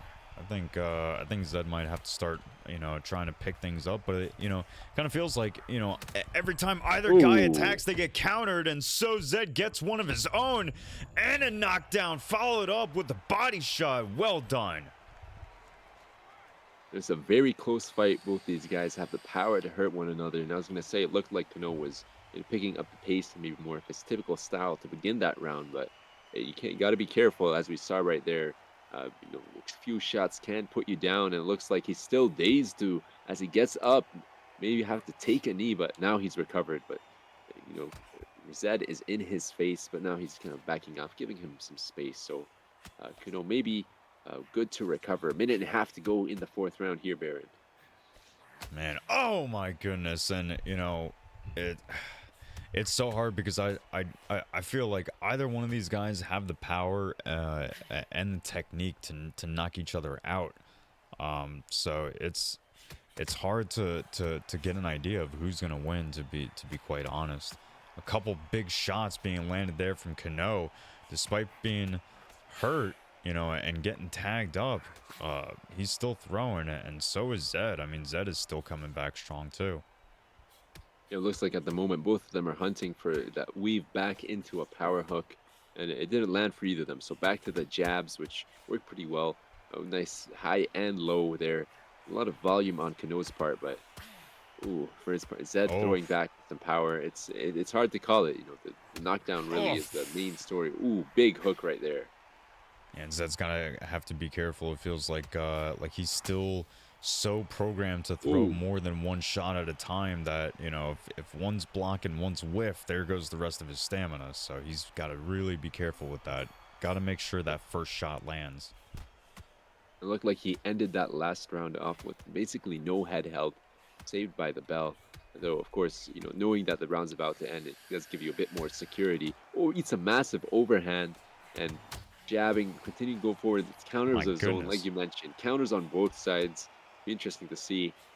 Maybe we get like more than 50 total combined counters. I could see it happening, which is so strange to see. Oh my goodness, because I don't know about you, Cronin, but I play this game. I don't most of my matches I can barely break double digits, barely. So I mean, these guys have to have 20 plus counter. I mean, like you said, I mean, a combined of 50 plus Ooh. Oh my God.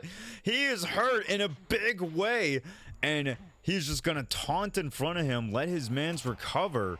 But still a minute 30 on the clock, and Zed is still hurt. That's a very bold move by Kano. It may come back to Ow! sting him, but oh, looks maybe not because he gets him again and he's just waiting. Very confident Ow! display here, but and he may still get the knockdown, but kind of hope that perhaps Zed can punish him for that. The showboating, which is just audacious. Oh! Oh, Well, not enough time to get back his, because he is looking up at the lights for the upteenth time. My goodness. yep, dazed twice and then straight to the canvas on the third attempt.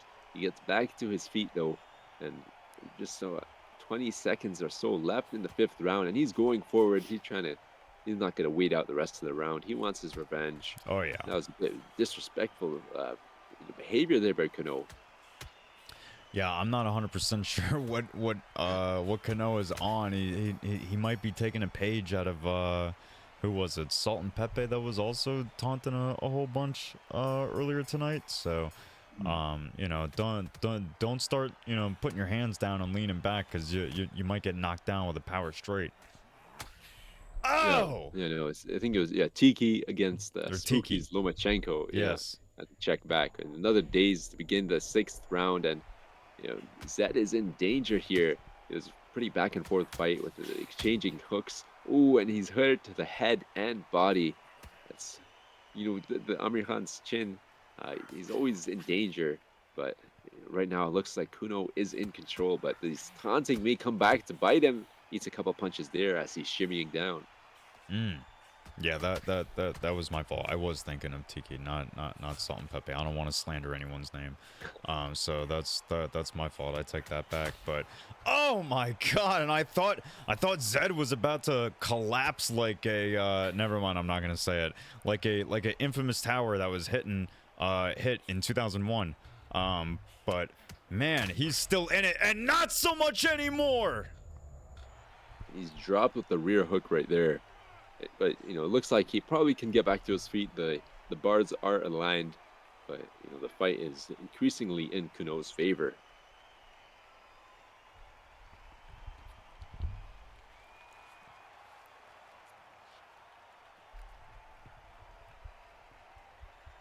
Man, let me tell you something. For those of you that are not in the Discord, you're missing out on a lot right now. There's a lot going on in the Discord right this moment, but excuse me, just a little over 20 seconds left in the sixth round, and Zed is still hurt in a big way. Not so much damage, but oh, never mind. I take it back.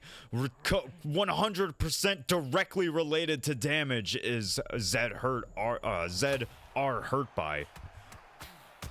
Oh my goodness. Wow, does Kanoa have stamina for days to be throwing combos like that at the bell?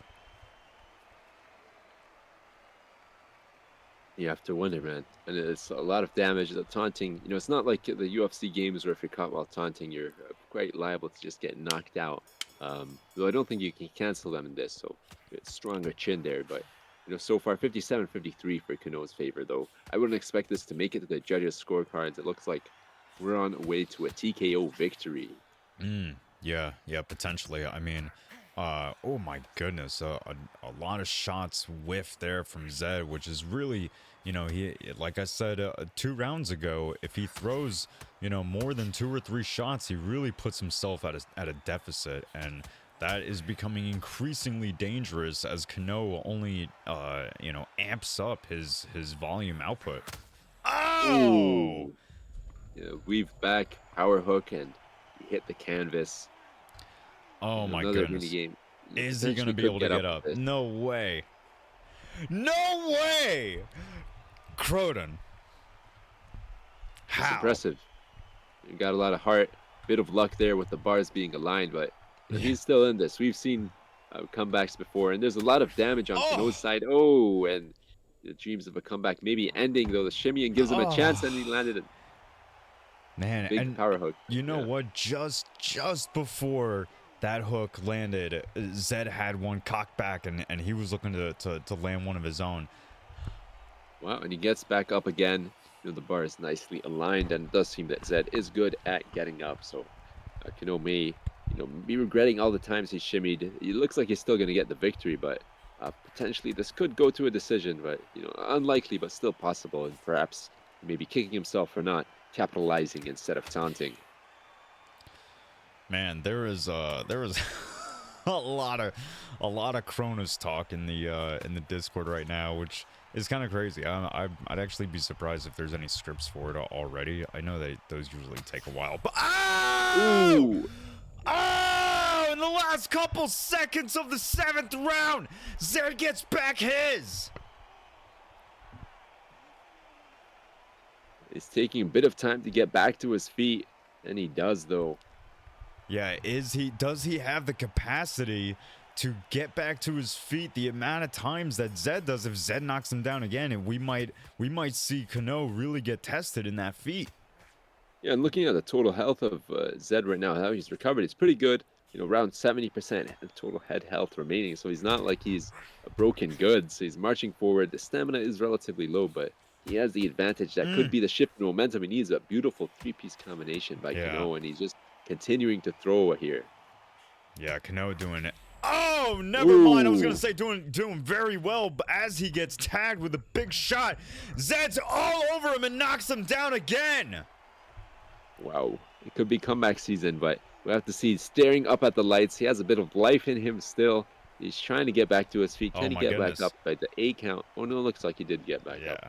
So it doesn't seem like they're too difficult, or at least he's pretty good at the get up game. But the comeback dream is still on for Zed, as Kano was still dazed Oh. getting out of that. Goes to the body with a big shot, but the hands are glued to the face for Kano.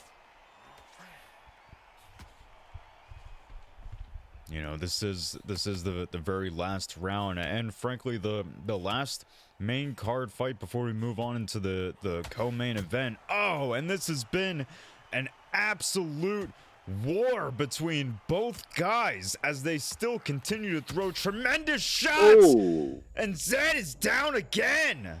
He had him stumbling there, and it looked like he was trying to do the diagonal dodge to get under the hooks, throw a big one of his own, but the timing didn't work out. Ate some big shots by Kuno, who dropped him with a big stumble, Oh. and it looks like he's very close to getting up one last time, but ultimately he's down for the count, and Kuno gets the TKO victory. Yes, he does, and man, it was looking really close that for Zed to get back to his feet again. So the triggers just weren't able to keep up. But it looked like he kind of had the rhythm to it, So but good fight from both guys. Congratulations to Kano. Kano is, like I said, he always brings really entertaining fights. So but with that said, we are going to be moving on to our co-main event, which will be Proxer versus Quan here in just a moment. Let me make sure. Let's see. Let me make sure this prediction is finished. Verse, do you have predictions? Do you have predictions? Do you have that figured out? I got a feeling that you're busy dealing with what's going on in Discord. Looks like a minute ago it did get settled, and the winner's 20% that Okay. the points on Kano did get it. So Very good. congratulations to Okay. Nap Fever. Excellent. All right. Oh, Nap got most of the points? Yeah. Well, congratulations to Nap. Well done, my friend. You are the prediction winner. Now, like I've said before, ads are running, but you can subscribe and navigate around those ads. But with that said, VODs are no longer available for free or for just people who follow. The VODs will be for subscriptions, for subscribed people, for subscribed viewers. If you would like to see the event after it airs, it will go uploaded onto YouTube, but to see it immediately after it ends, you'll have to subscribe. But with that said, the co-main event is up next. You guys have waited long enough. Quan Zar looking to make his place to be in line next for the title. Meanwhile, Proxer recently having lost his title, taking his only loss in Total Conflict Undisputed, is now looking to make a bid to be next in line and regain his title back from Coxie. So we will see what happens. Let's push things on over to them, Croden, and we will see how this fight goes down. 10 rounds are scheduled for tonight's co-main event. An interesting pick, some of the DLC fighters, Eric Morales against Marco Antonio Barrera in the bantamweight division. So the first fight for this card. No, we did have Lomachenko in terms of the lighter weights, but a lot of heavier action up at welterweight and so on. So we see a higher pace, and it's 10 rounds. So it'll be nice to see how far and how long those fists can fly for.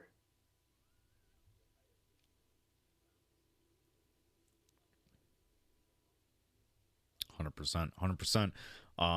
You know, like I said, guys, let me remind you that the ads play so that they don't play in the middle of fights. So we try to make it so that you don't have to subscribe. You know, we try to make this as free as possible for you. But you know, if you don't want to miss anything in real time, you could subscribe.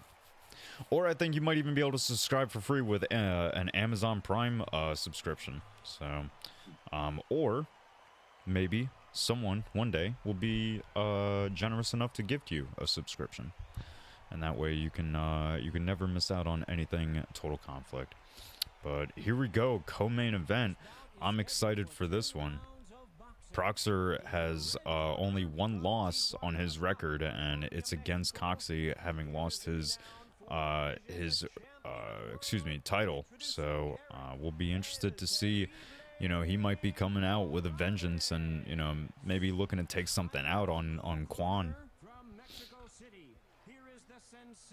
It's a unique matchup with the fighter picks, so interesting to see how this is going to play out. Expect the high-paced, action-packed affair between Quan and Proxer. You know, both these guys belonging to camps with NM Proxer and TKK Quan. Well, the predictions, I believe, are still up, so make them now while you can, because this fight is in motion. And here we go. Proxer with Barrera and Quan with Morales. Nice couple body shots traded from both guys. See jabs there by Proxer, though, a bit too close in range. Seemed like they got smothered, though. Oh, nice diagonal dodge, and a rear hook landed there by Quan, who's a bit more on the back foot, as we see him doing a stepping back straight, as well as using those lunges backwards to kind of maintain his range. Yeah, I'm a big fan of those retreating shots. I think they're so, useful in this game. You just gotta know when to use them and how to use them, because oftentimes, well, I use them online and I usually get my head nearly taken off with an overhand right. So you really got to be careful with it, but they're very good tools. But a little under a minute 20 left on the clock in this first round of 10, and the pace, while not as high as we've seen, is might still not be conducive to a 10-round fight. So we'll see how this plays out over the course of the fight. But you know, so far I'd say Quan is in the lead of this round, but still a little over 30 seconds left. Yeah, those jabs are landing nicely for him. Quan is using the extra reach he has well. You know, step-ins with the jab, goes to the body, and probably slight output advantage, but for definitely a counter advantage here. But eats the body uppercut by Proxer, who throws in a retreating jab of his own. A few seconds left to go, and both these guys are exchanging punches and landing them simultaneously. So the judges have to keep their eyes open. Another retreating rear hook lands there for Quan. In my experience, those retreating punches are sometimes a bit too good. it's felt like through most of the patches that being an aggressive, advancing pressure fighter has been kind of an uphill battle. Mm, Though, at times with if you mix in the power punches and stuff, those were especially strong at the time. But like footwork is definitely a strong tool that we both highlighted uh, previously in this game. So yeah. whoever controls the distance is in a good position. Yeah. Yeah, absolutely. Um, with that said, thankfully this game isn't so broken where being the outside fighter is the only way to win. We've even seen tonight, in the Usyk and Fury fight that the smaller fighter can find good avenues to success, and that starts with good body work like Proxer is showing here in this second round. A little over 2 minutes left on the clock. And a couple nice counters there for Quan. Mm. But 2 minutes, yeah, 2 minutes to go in the second round. Pretty close affair, but nice lengthy lead hook there by Eric Morales. Quan there just at the end of his range. Ooh, but eats a big counter lead body hook that has took a good chunk of his short-term body health down. So, it's a mix. Both these guys going high and low, mixing up the targets because it is hard to get past the guard when it has Oh, high health. Ooh, beautiful diagonal dodge. Gets the rear hook off. And those diagonal dodges are hard to deal with. mm, Your hooks go over them. Yeah, you miss. You basically have to go to their body with the round hooks. So it seems like a nice way to try and stop them. But otherwise, backing straight up. A beautiful lead uppercut. Gets a counter there for Quan. Mm. yeah. Quan has looked like for what it's worth, he's been more or less in control of this fight. I mean, he's done a good job at baiting shots out from Proxer, just being present. I've always said that you can pressure with presence. You don't always have to pressure people with strikes, or even with feints. You can pressure just by being in their face and having that footwork, keeping you safe. It can open you up for a lot of opportunity, and not just for counters. It can open you up for having your opponent gas themselves. It can open you up for a lot of different things. So I think Juan's doing an excellent job at employing that in his game plan. So he just has to keep doing what he's doing, and I think he'll find victory. No, that's a great point. Yeah, like the footwork is a lot of it. You don't have to be keeping your guard up and gauging out the reactions or gauging out what your opponent throws out. Mm, Pressuring them, making them uncomfortable can be an excellent tool as they both exchange a hook and an uppercut there. And mm. nice counter there, double lead body hook, and both these guys just digging to the head and body. Oh, Ooh, massive body hook right there for Proxer. yeah. Now there's a really good chance. I'm not 100% sure if the TKK camp works, in any of the same capacity, but I can almost guarantee that there are people, probably more than one person in Proxer's ear, trying, giving him advice and cornering him throughout this fight. So I would even beg to argue that Coxey, the very man who he lost his title from, also a teammate in NM, is in Proxer's corner helping him through those fights. So Yeah, and it definitely can be a benefit to have another set of eyes or multiple watching the fight, pointing out things that you may not notice in the moment, because it can be hard managing everything at once. There may be mhm, some reads they can dedicate their brain power to while you're just in the moment. Like for instance, you're trying to commentate and judge the fight at the same time. That can be mhm. pretty tough at times. So definitely nice to have the benefit of some campmates cornering your fight as they both exchange some punches with 30 seconds to go in the third round. Man, and I think Proxer snuck in a power shot there. It was hard to tell, but I'm pretty sure it landed. And I think more of that is going to help. I think one or two of your typical shots to get the power in there. I think he's going to need more of that. But sending naked power shots over to the moon is just not going to help him.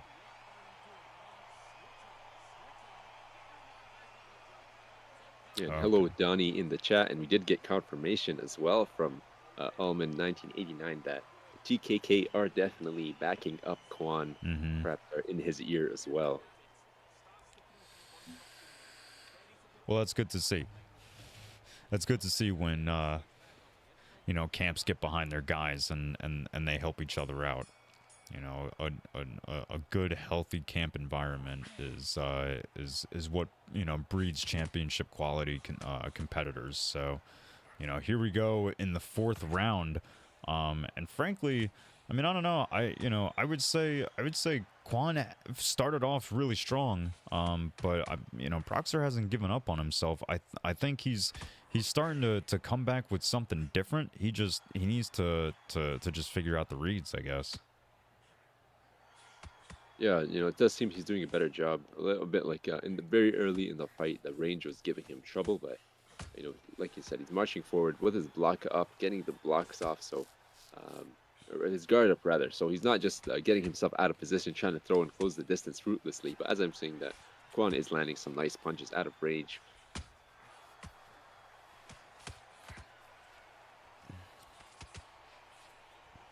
Both these guys exchanging jabs. Oh. Massive rear hook landed by Proxer has Quan's head health in the red.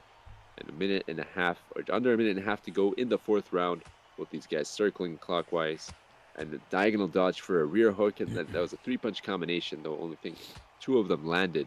And those can be big, those moments, for opening up counters.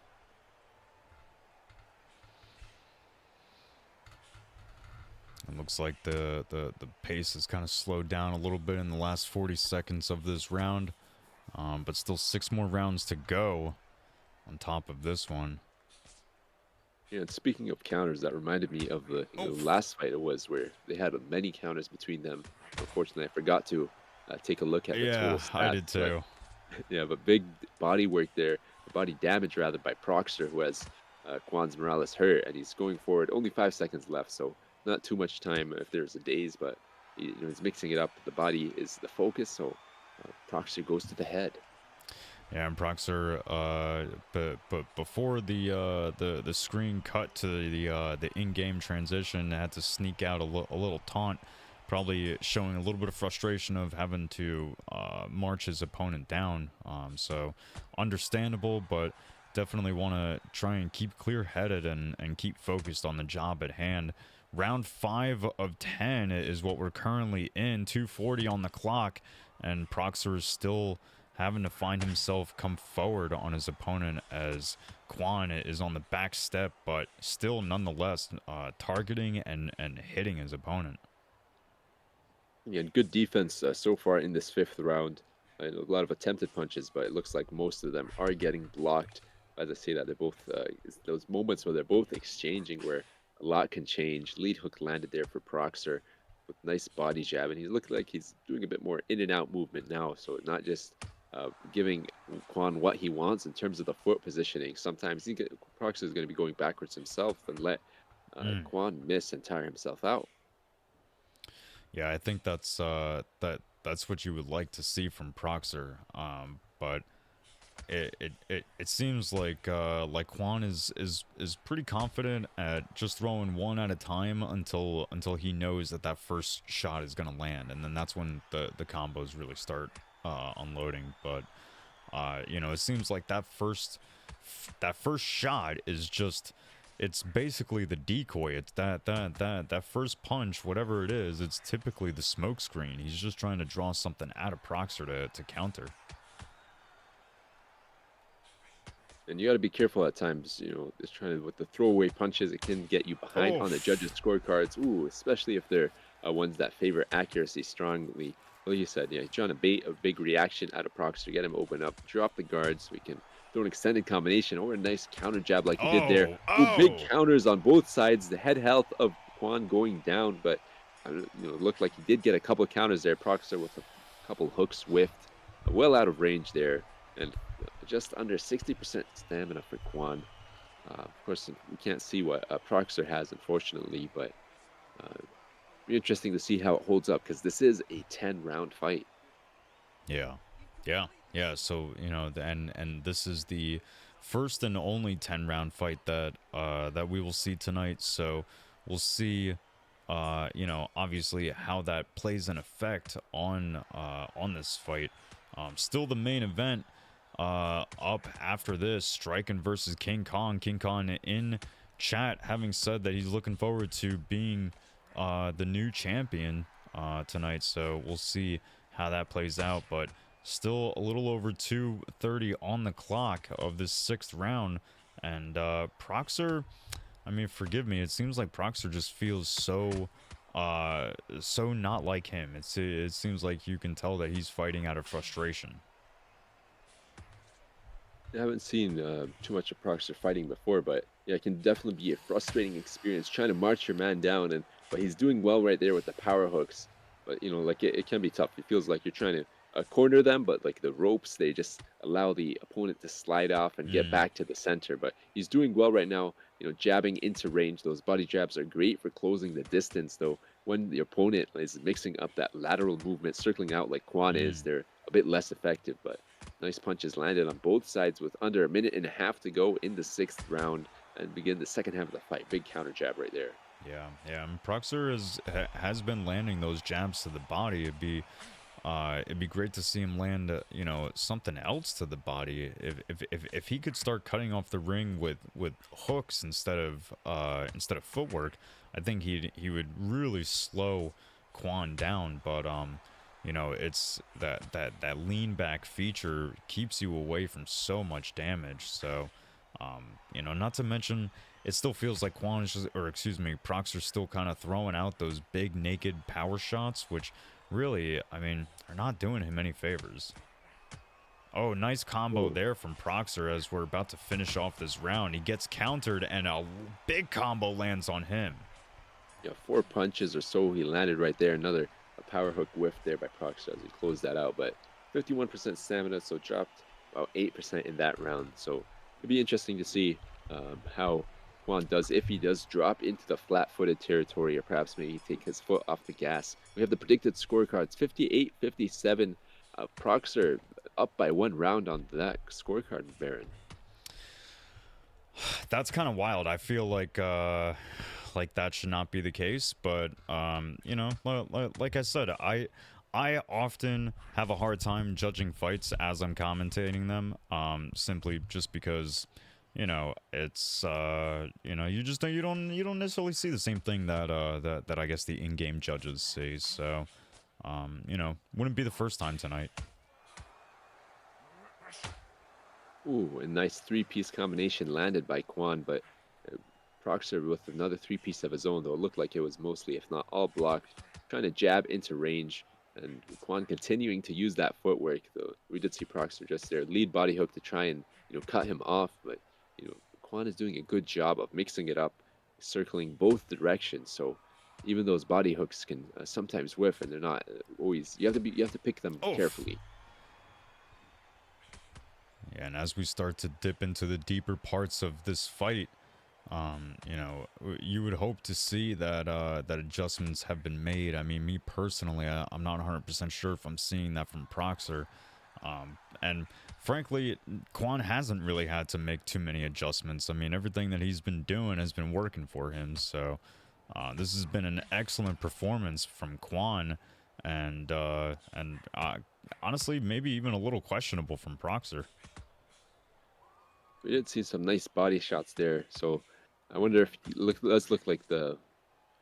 Actually, no, it's about similar damage done to both the head and body there. Sorry. So it's like well-balanced attack.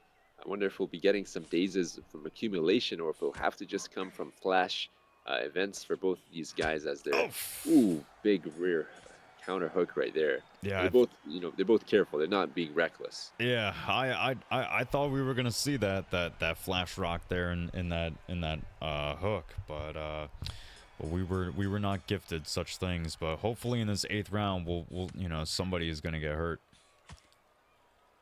Can you imagine saying that about real boxers? Can you imagine saying that about like real people? Man, I hope somebody's gonna get hurt this round. That's kind of wild.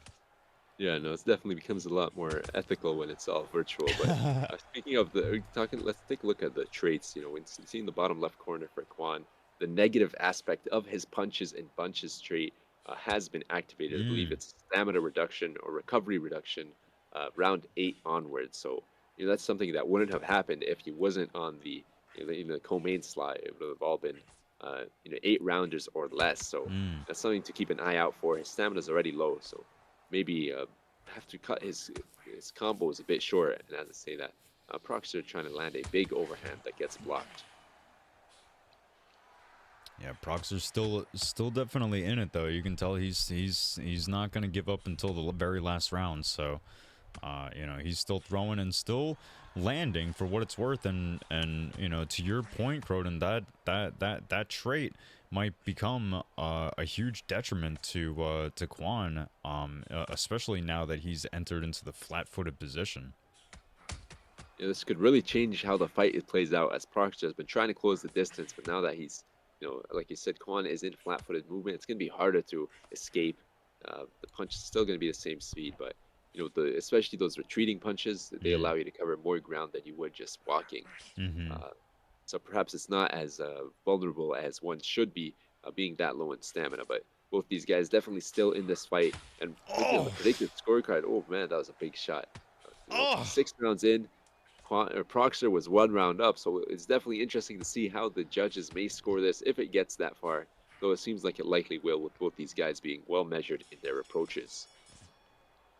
Wow, this is I mean, I did not think that we would get to this point where Quan was basically gassed. I mean, I thought that he was doing a really good job at staying on the outside and avoiding most of Proxer's biggest attempts at damage. So to see him being the first one that's gassed is kind of wild. But you know, it is what it is. Here we are in the 9th round with a little over 2 minutes left, and yeah, I mean, you know, like you said. Oh gosh, wow, good shots there from Quan, but still, like you said, Croden, this could be the moment and the opportunity that Proxer was looking for. Yeah, the body work has been paying off. 2 rounds to make it really pay off properly. So, but he is maybe in the lead. It'll be interesting to see the predicted scorecards after this one if it does make it past this round.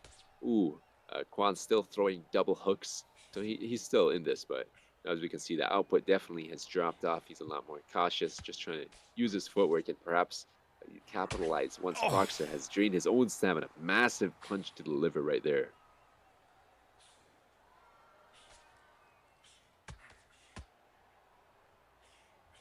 Man, Quan, after having such a arguably successful, I mean, at least 8 rounds, despite what the predicted scorecards say, and now he's finding himself on the ropes trying to survive Proxer's onslaught. He finds himself back out in the middle, but, you know, he's vehemently on the back step.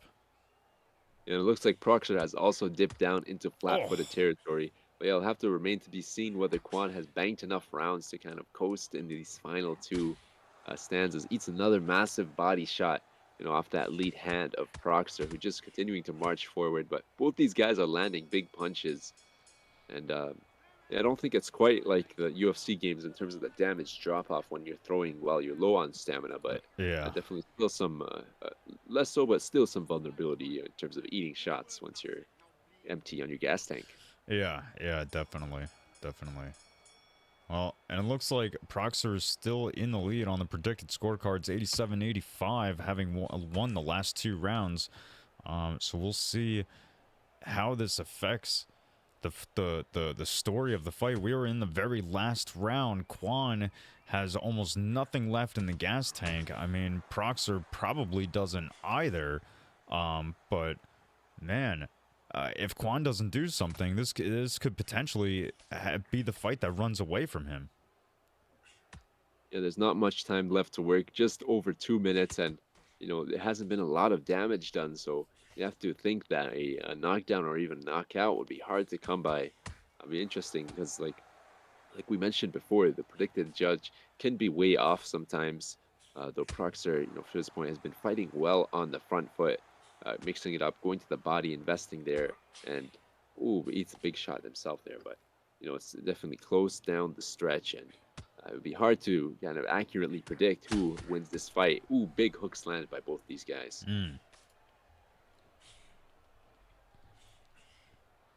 Just a little over a minute left in this very last round. Still the main event left to go.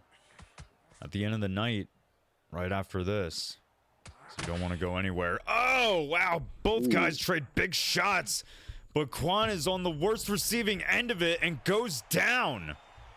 He tried to get the push off to keep Proxer off of him, but the shot came through, forced him down to the ground, and see a little taunt there by Proxer, but he's back to his feet, and see if Quan is able to come and survive this. There's only a few seconds left, and he is marching forward, so perhaps he knows he's down on the cards. He put some stock in the predicted scorecards, continuing to march forward in a massive shot, and I'm surprised that didn't drop him once Me too. more. Yeah, I thought that would have put him away for sure, but at the end of the day, despite the 10th round bug of not being counted, Proxer still walks away with the unanimous decision. So congratulations to Proxer. Very much may have just solidified himself as the next person to return to get back the title from whom he lost it from. So that will be an excellent fight between Proxer and Coxie. The rematch should be amazing, explosive, but a good fight between both Quan and Proxer here tonight. But ultimately, Proxer was declared the victor. So congratulations to him. Definitely, we did see 35 counters managed by Quan, though it seemed like those were mostly in the first half of the fight. Eventually, Proxer got the read on that movement, had more success, and like you said, even with the 10th round not being scored, he's well ahead on the scorecards, and he got that win that he deserved, especially with those knockdowns late. And it was interesting to see, actually, there's 2 rounds, maybe round 4 and 5, where some judges had scored as 10-10, so they weren't able to really pick a winner there. So it kind of shows you how close this fight was. Right. Yeah. It was a good fight from both guys. I think Quan, had an excellent game plan going into it. But ultimately, I mean, listen, Proxer was a 4-0 champ for reasons. So, it is what it is, as they might say. But without wasting too much time, we are going to be getting into our main event. But before we do have some keys to victory to take a look at. Now, while you're seeing King Kong's, I'm going to preface that Strqin's was a little messed up, but distance management is going to be a tremendous factor for King Kong to find success here tonight. With that said, he's going to need to express superior footwork to stay at that distance. But between the distance management and the superior footwork, it's all going to have to be a culmination to close the range and deliver the damage. However, for Strqin, his best work comes from working off the jab. He establishes the jab early and often, and he's able to work off the fight specifically off of that. But with that said, he's going to need to have some excellent shot selection in order to find damage to apply to this fight. He's going to have to fight at range because, frankly, his opponent will want to close the distance from someone who is so jab heavy. So with that said, we're going to go ahead and get into this fight. These guys are ready and raring to go. Our main event, Strqin, the two-time Xbox champion for Total Conflict Undisputed, fighting against King Kong, having torn his way through the Xbox division, now making his bid for the title. This should be an absolute slugfest. Yeah, they got 12 rounds to work, so I'm expecting a lot of action packed in that. Perhaps we won't need the judges in this one, but both these guys well experienced, even just in the regular play as well as the league play.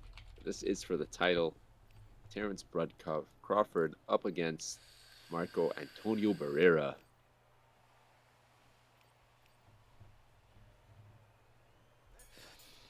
All right, and here we go.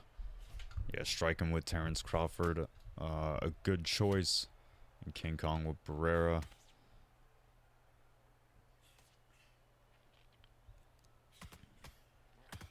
And it looks like King Kong is the one who's looking to establish his jab early on in this fight. Maybe to Strqin's how do I put it? I don't know. I'm losing words. Help me out, Crowd.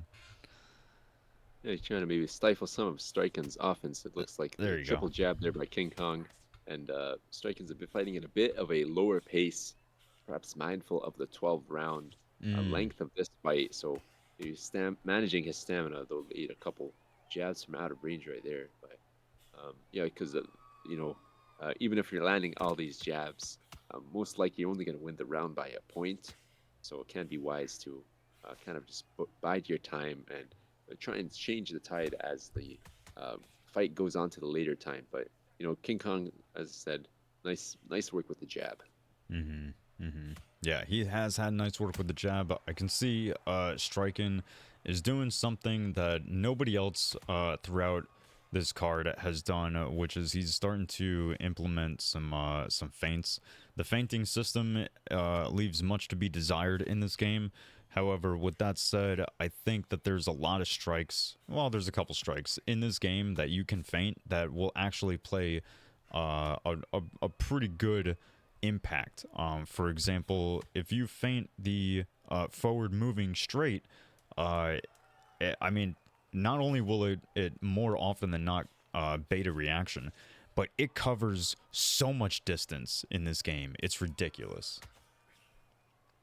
And that's something I'm going to have to add to my toolkit. I wasn't aware of that, but yeah, like the input is difficult to pull off, but it kind of shows you the level Strqin is fighting at to be able to incorporate something like that into his game.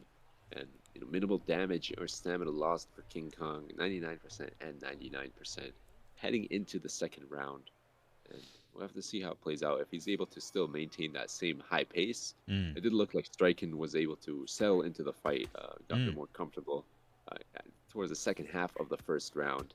A nice body uppercut, 2 body punches landed right there. Yeah, some nice body work there from the champion as he circles around, and I think you're right, Croton. I think he's prepared, if you will, for 12 rounds. I think that's why the pace is so much slower to compared to what we have seen. But you know, despite that, King Kong's still doing a good job at landing and landing often, especially with these jabs. He's not really building too much damage off, but he's landing, so that speaks for something. It definitely looks good in the eyes of the judges, you know, getting those stats up. But oh, nice extended combination, got the counter off. Strqin has his moments as well. It looks like he's going to the body occasionally, trying to wear down that stamina tank. But you know, King Kong being measured right here, stepping out of range, letting Strqin miss, but continuing to press forwards. Oh jeez, it sounds like Verse is sleeping. He forgot the prediction. Oh no, it's up. It's up. Okay, never mind. Nap is sleeping. What is happening here? Nice straight landed there by King Kong. Just a bit too late for Strqin to get his block up and defend against that. 40 seconds left to go in the second round. Quadruple jab there by King Kong, and the first 2 land. It's interesting punch selection. He started with the straight there, then followed up by a triple jab.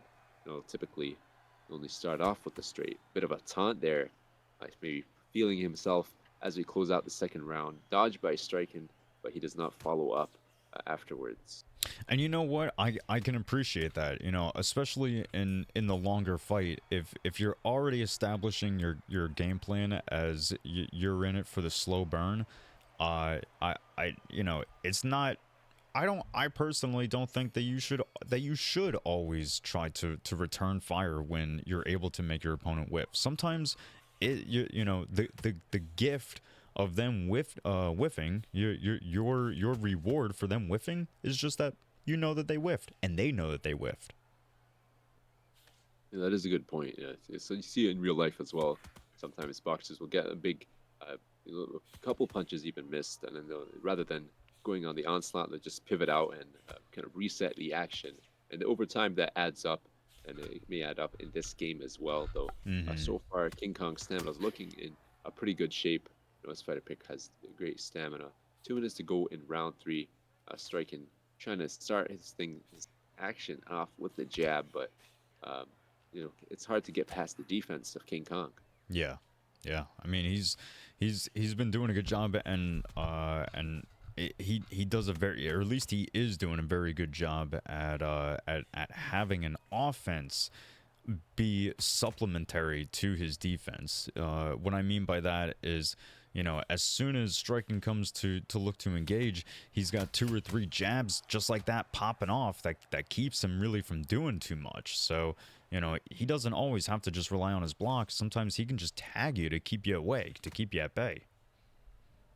Yeah, especially you get those counters off that has a miniature stun animation and stops your opponent in their tracks, or sometimes even big hooks or like other shots you land, they may not necessarily even interrupt your opponent's attack. We did see a bit of a stumble there, or rather mini stunner there, but Oh, big power wow. straight landed by Strike, and that may have been the one of the first and only power punches we've seen so far 3 rounds in. Yeah, I agree. I'm thinking the same thing, and that type of shot selection is exactly what I was talking about for striking. If he's able to select those heavy strikes well, and while he's already tagging his opponent, they're gonna land, and obviously they're gonna do tremendous damage, being Terrence Crawford. However, with that said, the predicted scorecards have the 2-time champion losing all 3 rounds, so we'll see how that changes the path moving forward.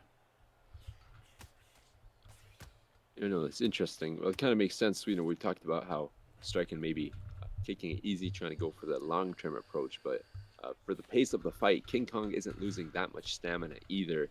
He's throwing jabs. It's not like he's winging big hooks and missing. So his gas tank is being managed relatively well despite all the output, and he's throwing some punches to the body himself. So it's not like it's going to be a massive gap between the two. Yeah, I think just mixing up the timing would help striking out in a big way.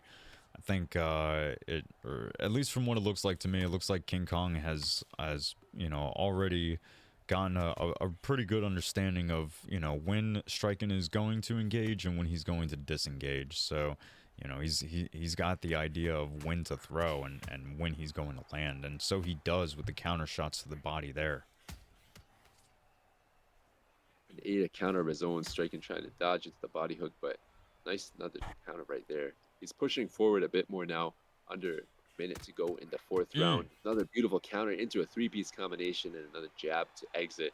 Like I mentioned in one of the previous fights, not just that they're taking turns with one another, they're mixing up the length of the combinations, throwing it to catch one another off guard. Lead body hook lands for striking. Yeah, Striking's really leaning into that directional movement, and for better or for worse, it's helped him not just get out of the way of strikes, but also land and create new opportunities for him. Nice counter shot there, but King Kong does well to keep it striking at bay with those jabs. I will reiterate to be careful about slamming the same button 11 times. That might cost you a fight if it's deemed as spam. So do keep that in mind. But anyway, we are in the 5th of 12 rounds. Potentially could be starting to see the champion maybe dial it up a little bit, given that the predicted scorecards have him losing all these rounds so far. There's a nice 3-piece he landed there, but yeah, I may have to adjust things because the first half of the fight hasn't been going great in terms of the judges, but not too far behind. But in terms of strategy-wise, like I mentioned, you'd hope if you were in the red corner that King Kong would lose more stamina than he has. He's in better shape, so may need to adjust the game plan, pick up the pace a bit, and throw. Because when Strike does throw, he is able to land. He's gotten some nice combinations and counters off. Oh. Yeah, it's hard to to play that slow burn game when when you're the only one trying to dance.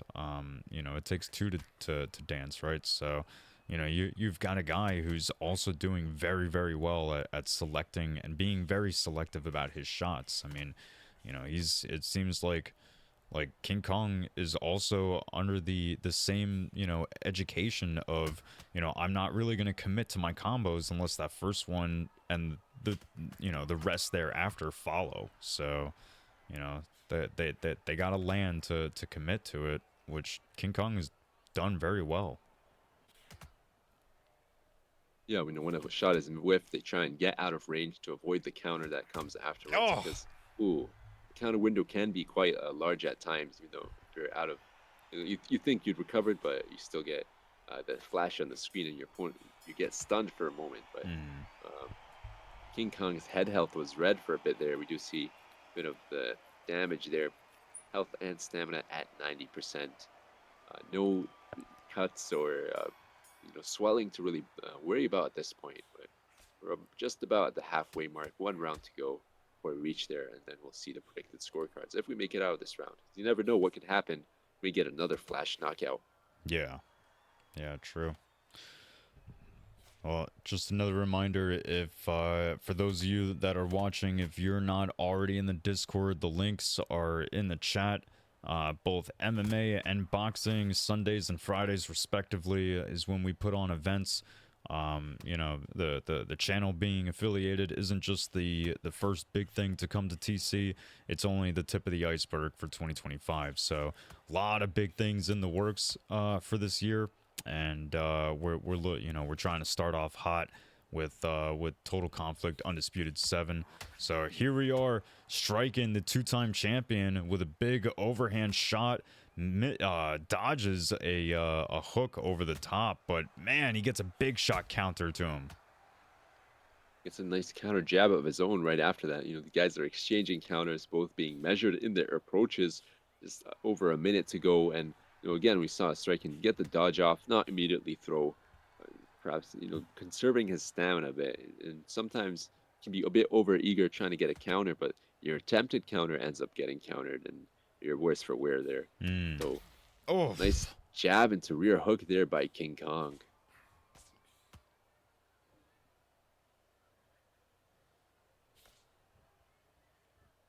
yeah, I'm interested to see 25 seconds left in the sixth round, but shortly after that, we will see what the predicted scorecards have for, the first half of this fight as we move on to the second half.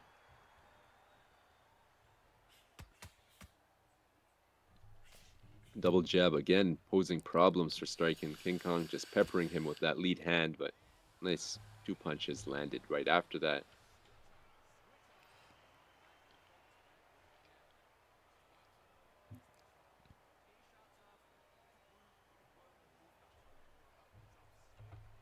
Well, hopefully they're aware that there's an ad playing, so, oh, never mind. Yeah, I was hoping they'd stay in the corner scene for a bit longer, but Yeah. looking at the scorecards, 50-56 for the challenger, King Kong up by 2 rounds. Yeah, that's kind of wild. I mean, oh my goodness, Strqin's Ooh. really gonna have to change something if he's gonna want to hold on to his title, because King Kong could be declared and new tonight, only just a couple rounds away from that. Especially if he sticks with what got him to the dance, a little over, or excuse me, a little under 220 in the seventh round. And Strike trying to go for that power hook, but out of range as King Kong slides there. And the body is getting hammered right there, head and body, both targets. And Oh. it's a common theme. Sometimes in some other past combat sports game, you can get away with just focusing on the head, but with the block being the way it is, you definitely have to mix up massive counters right there. Striking landing, he has the head in a bit of damage, danger right there. Yeah, that was a beautiful combo up top for Strqin.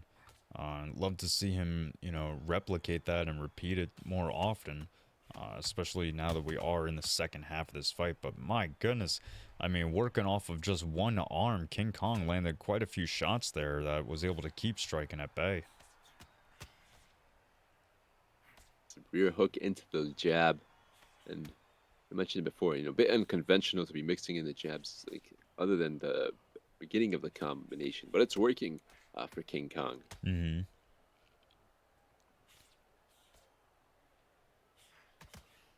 A little under 20 seconds left in this 7th round. I would love to see a guy like Strqin get into a camp. I don't know if he is, and I'm almost certain that he's not. But I think it would help him out in a big way.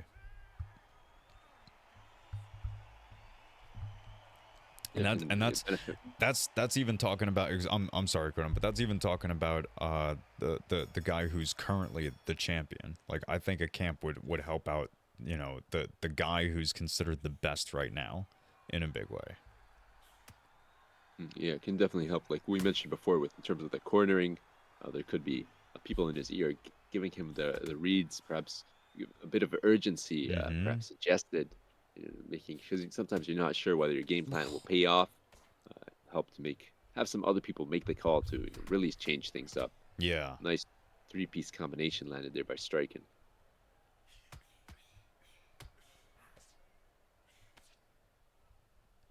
And a nice right hand kind of sneaks past the guard there for Strqin. Oh, but gets countered to the body with the jab. But man, he is King Kong is just so heavy on the jab tonight. It's you know, it has worked for him as a, you know, a multi tool. I mean, for many different reasons has he been able to use it.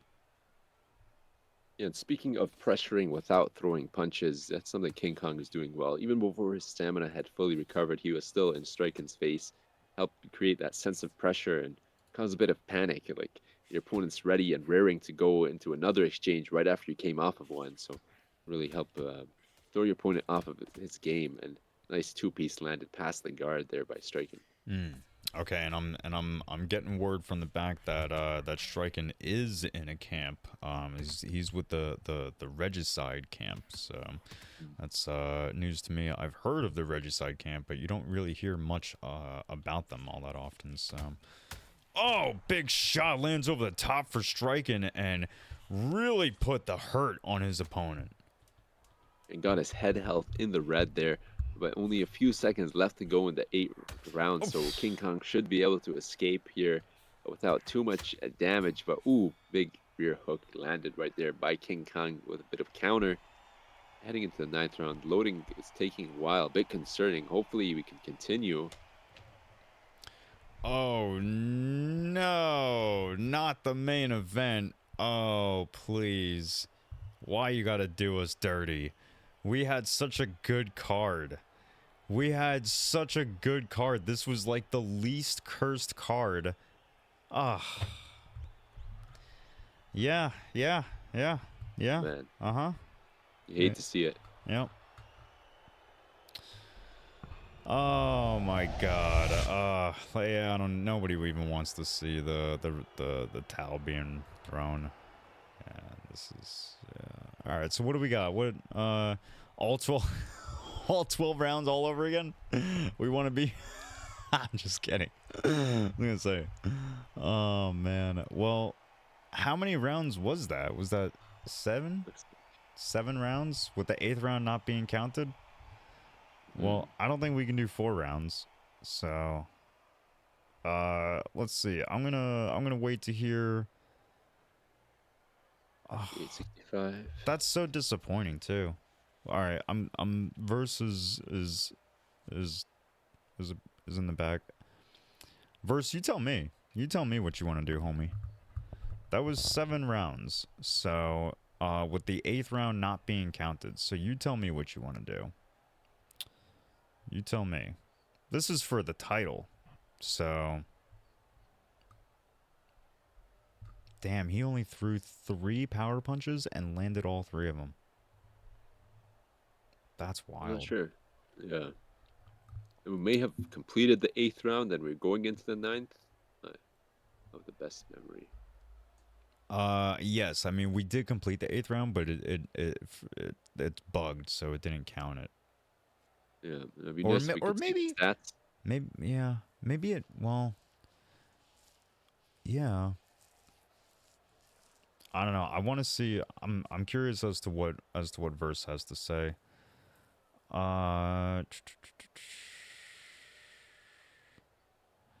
There's a lot of back and forth in the chat.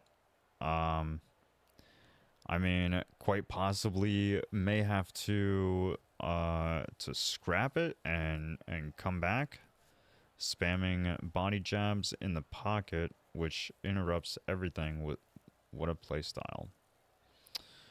I think it might be safe to no contest it, or just set it for another card. Because this is an interesting one. We're 8 rounds in for a 12-round fight. We can't, like, what are we gonna do? Throw 3 rounds? Can you do a 4-rounder? Quan is saying just do a 4 or 6-rounder, but can you do 4? May be able to. I don't think so. All right.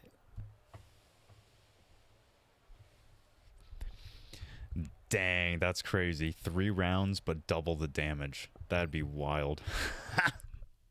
Double the damage and 3 times the stamina attacks. That'd be excellent. I believe 4 rounds is an option. Yeah. Oh, it is. Okay. Verse, how do you feel about that? You want him to throw 4 rounds down, see who takes a 4-rounder? I guess we would have to judge the first 8 rounds and then the 4 rounds. So the decision would probably have to be made off screen. Yeah. Despite who wins. Unless there's a Yeah, knockout. makes sense. But this is an interesting one. I don't know. These guys are getting lobbied back up, so we'll see.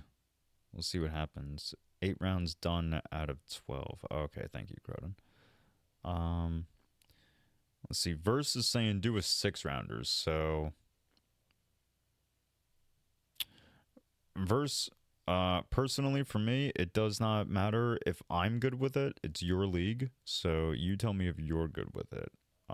If you want 6 rounds, then we will tell King Kong here to adjust to 6 rounds. But he currently has it set to 4, so you tell me which you want.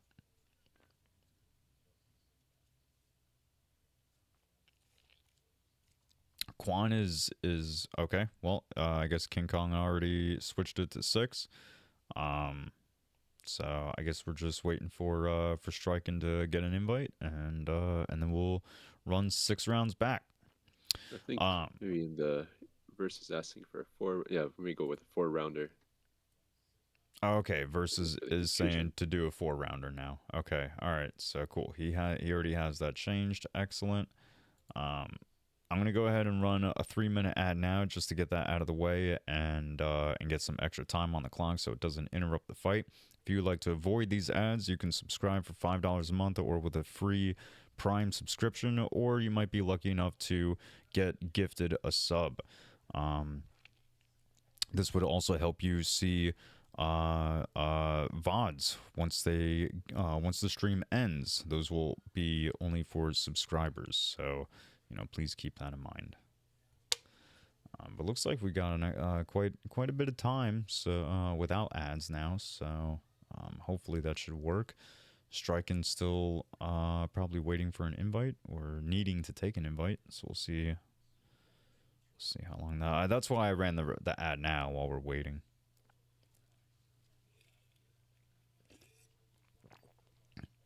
Hopefully like to see maybe Strqin adjust something now that he's had so many rounds in the books.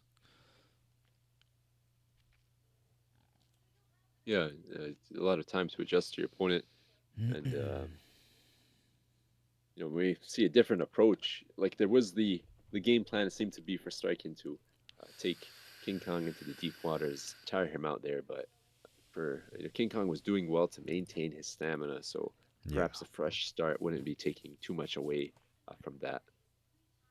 Yeah, I feel like trying to continue the same thing that Strqin was doing is just not going to be applicable now. He doesn't have the time or the rounds to stick with that type of game plan. Like he's going to need to he's gonna need to be aggressive. And frankly, if we're judging it off the scorecards of this 4-rounder and the 8 rounds prior, then King Kong really won't have to do much. I mean, he just needs to win the rounds, so he can just keep jabbing away and potentially still win the fight.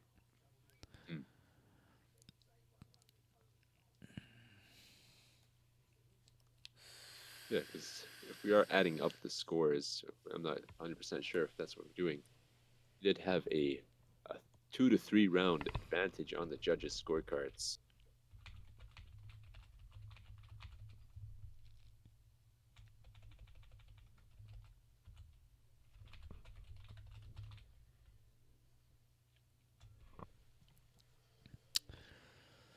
All right, so yeah, these guys are already lobbied up. So let's go ahead and push that over to them, because they're gonna be readying up here in just a second as our ads come to a close. And yeah, we get to enjoy 4 more rounds of our 12-round fight, to which the total, the decision, if we need one, may possibly be decided off screen, since this fight has now been broken up into 2 fights. So we'll see how it goes.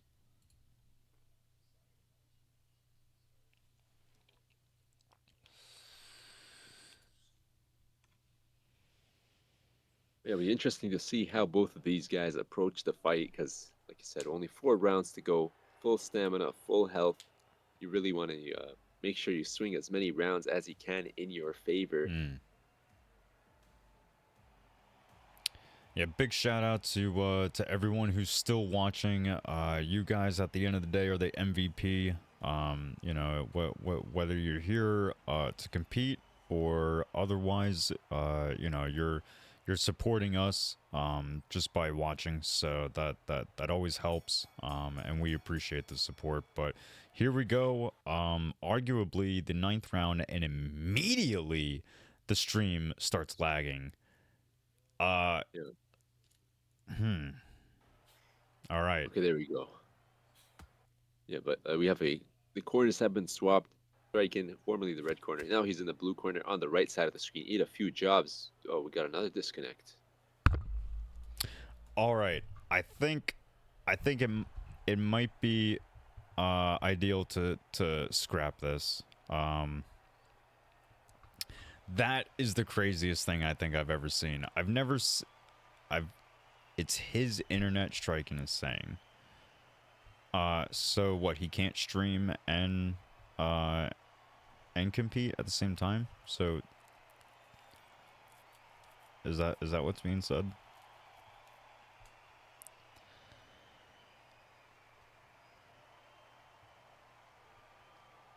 Oh, okay. All right. Okay.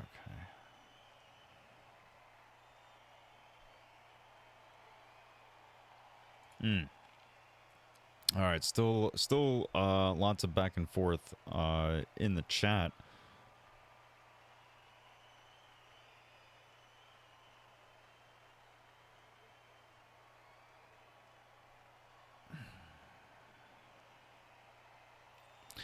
All right, fellas, if you can hear me, I'm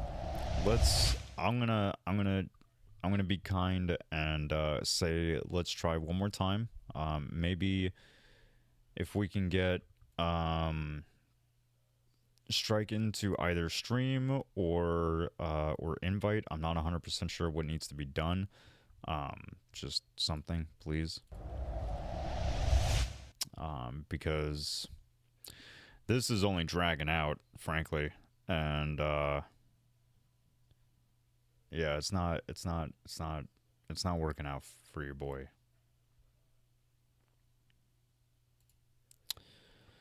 Hopefully we get it working one way or another. Get a conclusion to that. Hopefully Strqin can stream. Yeah, Strqin, please stream it. Let's see. I mean, you like you said, you got wired, so I think it would make sense.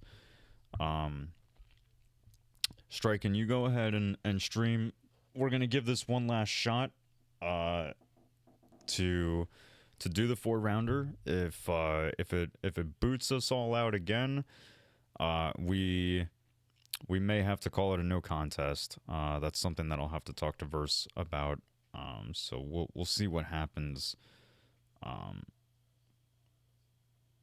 Yeah. Oh, okay, King Kong. All right, I see you in chat. I don't know. It doesn't work like that. I see you though. But good try. Good try. Gotta appreciate the attempt. But anyway. Let's see. I'm getting word from the back. Oh, probably the stream link. All right, Strqin. Let's see. You got a stream link for me, baby? Okay, yes you do. All right, so Strqin's stream is up. He's got his fighter ready.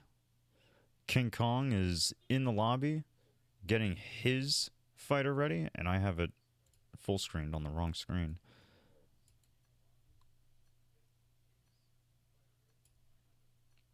Okay, all right. So it looks like these guys are ready. Is it 4 rounds? Yes, it is.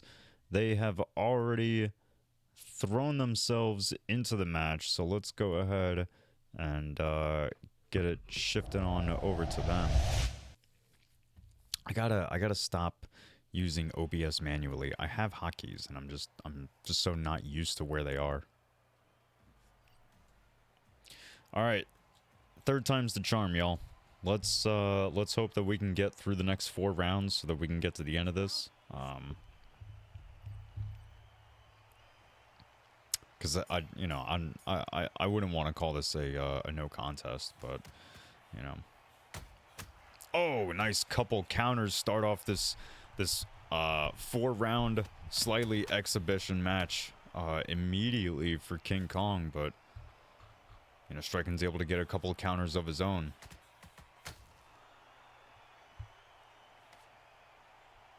And going off of the scorecards we left on, 2 of the judges had this, 3 rounds. King Kong 3 rounds up. That's the challenger. So Strqin can at most drop 1 round, take the other 3, and it would be a tie. And by default, as a champion, he would get to hold on to his belt. But you have to see how it plays out. Yeah, that's some good mathing right there, Crodon, because I would not unfortunately be able to put that together. I would just say that Strqin is without a doubt in need to win all of these next 4 rounds if it's going to go to decision. But frankly, he's probably looking for that knockout. Yeah, definitely want to make it clear that you deserve to win, and it's tough as well in terms of how we're going to add it. Maybe like judge 1 to judge 1, so just kind of straight across. That may make the most sense. But yeah, we are seeing a different approach from Strqin, a lot more activity. And King Kong big hook there, bit less, fewer jabs than during the actual fight from King Kong. But as I say, that nice double jab into a lead hook thrown by him. You know, I see Strqin using this directional movement. Oh my goodness! And what's sad, just like that, is I see him using it timely and using it well, and the game has such a difficult time rewarding him with counter windows. Like for whatever reason, you can perfectly dodge away from a strike, and the game goes, nah, homie sees your next 2 shots coming easy. It's like, what's the point? Yeah, the defensive actions don't always get awarded properly, but King Kong is doing a great job of throwing, peppering those light jabs, so it's a bit easier to adjust. It's not like he's whiffing huge overhands and somehow still managing to connect with the next one. But those little jabs, they can be the difference maker. Ooh, we got a nice 4 or 5 piece connection right there. Because they can be worth as much as the other, like big shots like a hook or uppercut on the judges' scorecard. Some of them only care about the total punches landed. Right. Yeah, but we have nice shots to the body by Strqin. just over a minute and a half to go in the second round of the final four of their main title fight here. Crawford, played by Strqin, and King Kong's Barrera, Oh. who ate a massive hook right there. Yeah, that was a huge hook that just landed, just took the corner around the guard. That was really well done there, and a great shot landed from Strqin. In the pocket, both guys are trying to land something with just a little under a minute left in this potentially 10th round. Oh, nice counter shots there landed from Strqin. Definitely going to need a lot more of those. Yeah, it Oh. looks like he's going back to that diagonal dodge into the lead body hook, perhaps trying to get the knockdown through all that punches to the liver. We'll have to see if he can get it done. Oh. Ooh, but he gets dazed himself. This is huge for King Kong. He's marching forward. Only 10 seconds left to go. I don't think he's going to be able to capitalize, but the block is almost done. The block is done.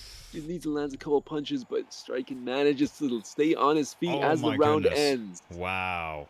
Just barely. I mean, and I don't know about you, Cronin, but it felt like Strqin was kind of almost in a dazed state just a little longer than you would have expected him to be. I felt like he probably should have gotten out of that dazed state a little sooner, but he's still able to survive nonetheless. He didn't get knocked down, but potentially that moment right there could have lost him that round. So a do-or-die situation for Strqin in an effort to keep his title as he stands in the middle getting tagged.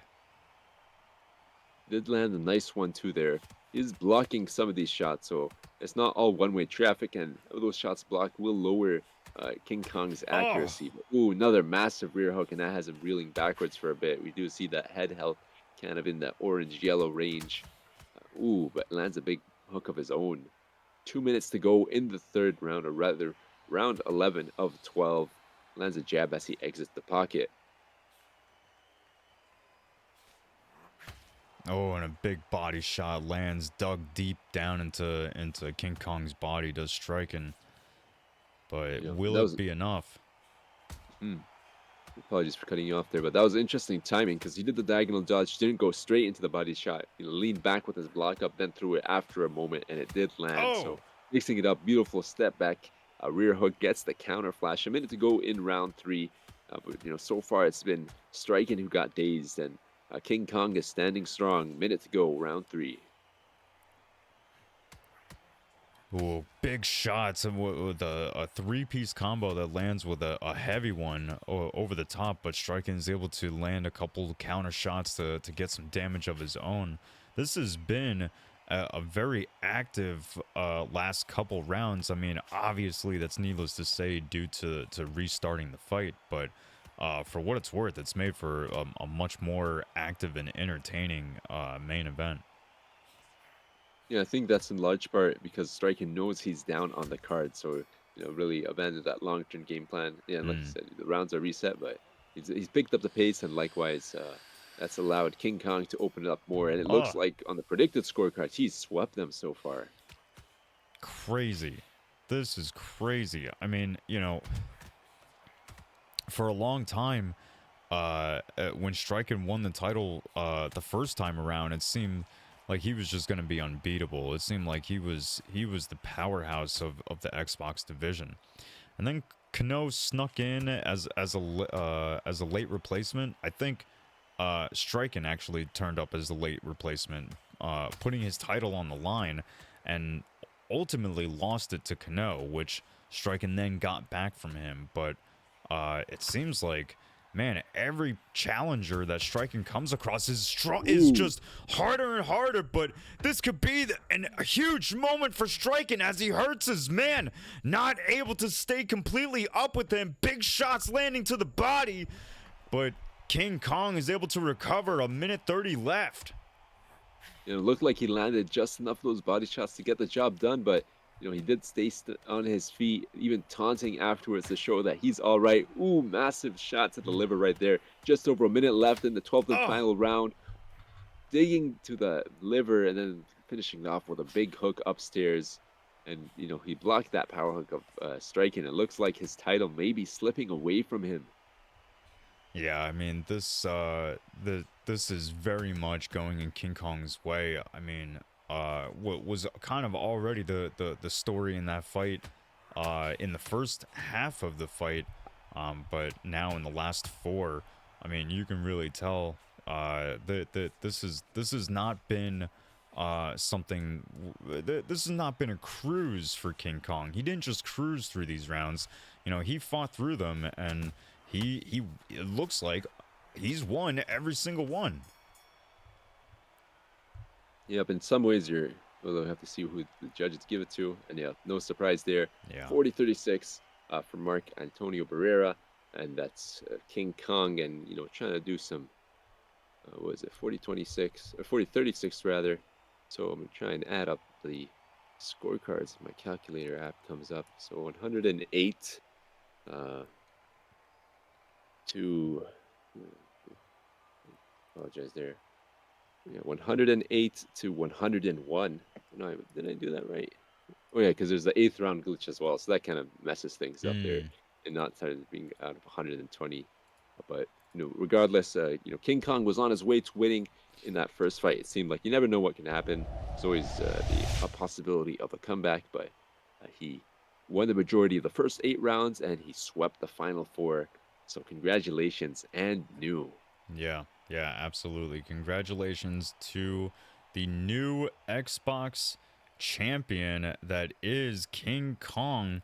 He has had an absolute tear through the Xbox division to get here and put on a performance worth remembering as he is declared the new Xbox champion. So, I mean, congratulations to him.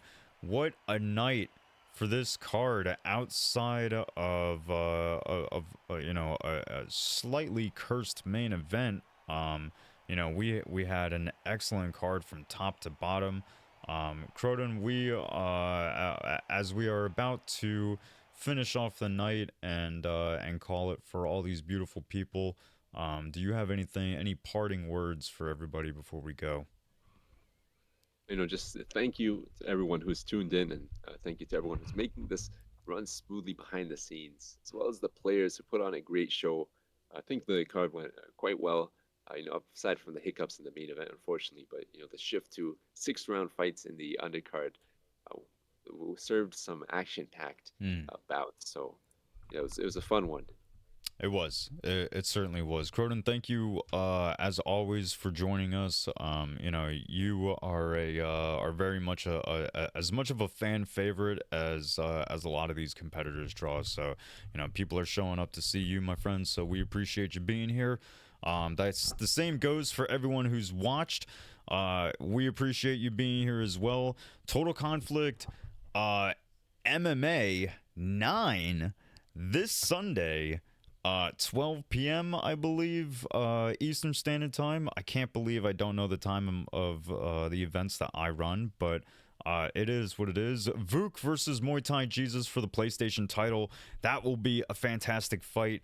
Discord links are in the chat. If you're not in there, fix it. That's a problem. You gotta do better. It's 2025. Work on yourself. Join the TC server. Start competing. If you don't want to compete, that's okay. Join the server. Be a part of a community. And keep enjoying great fights. I hope you all enjoyed the card. I hope you enjoyed making your predictions. More big things to come. And yeah, we will be back on Sunday. Be real. Be good. Be real good. Peace.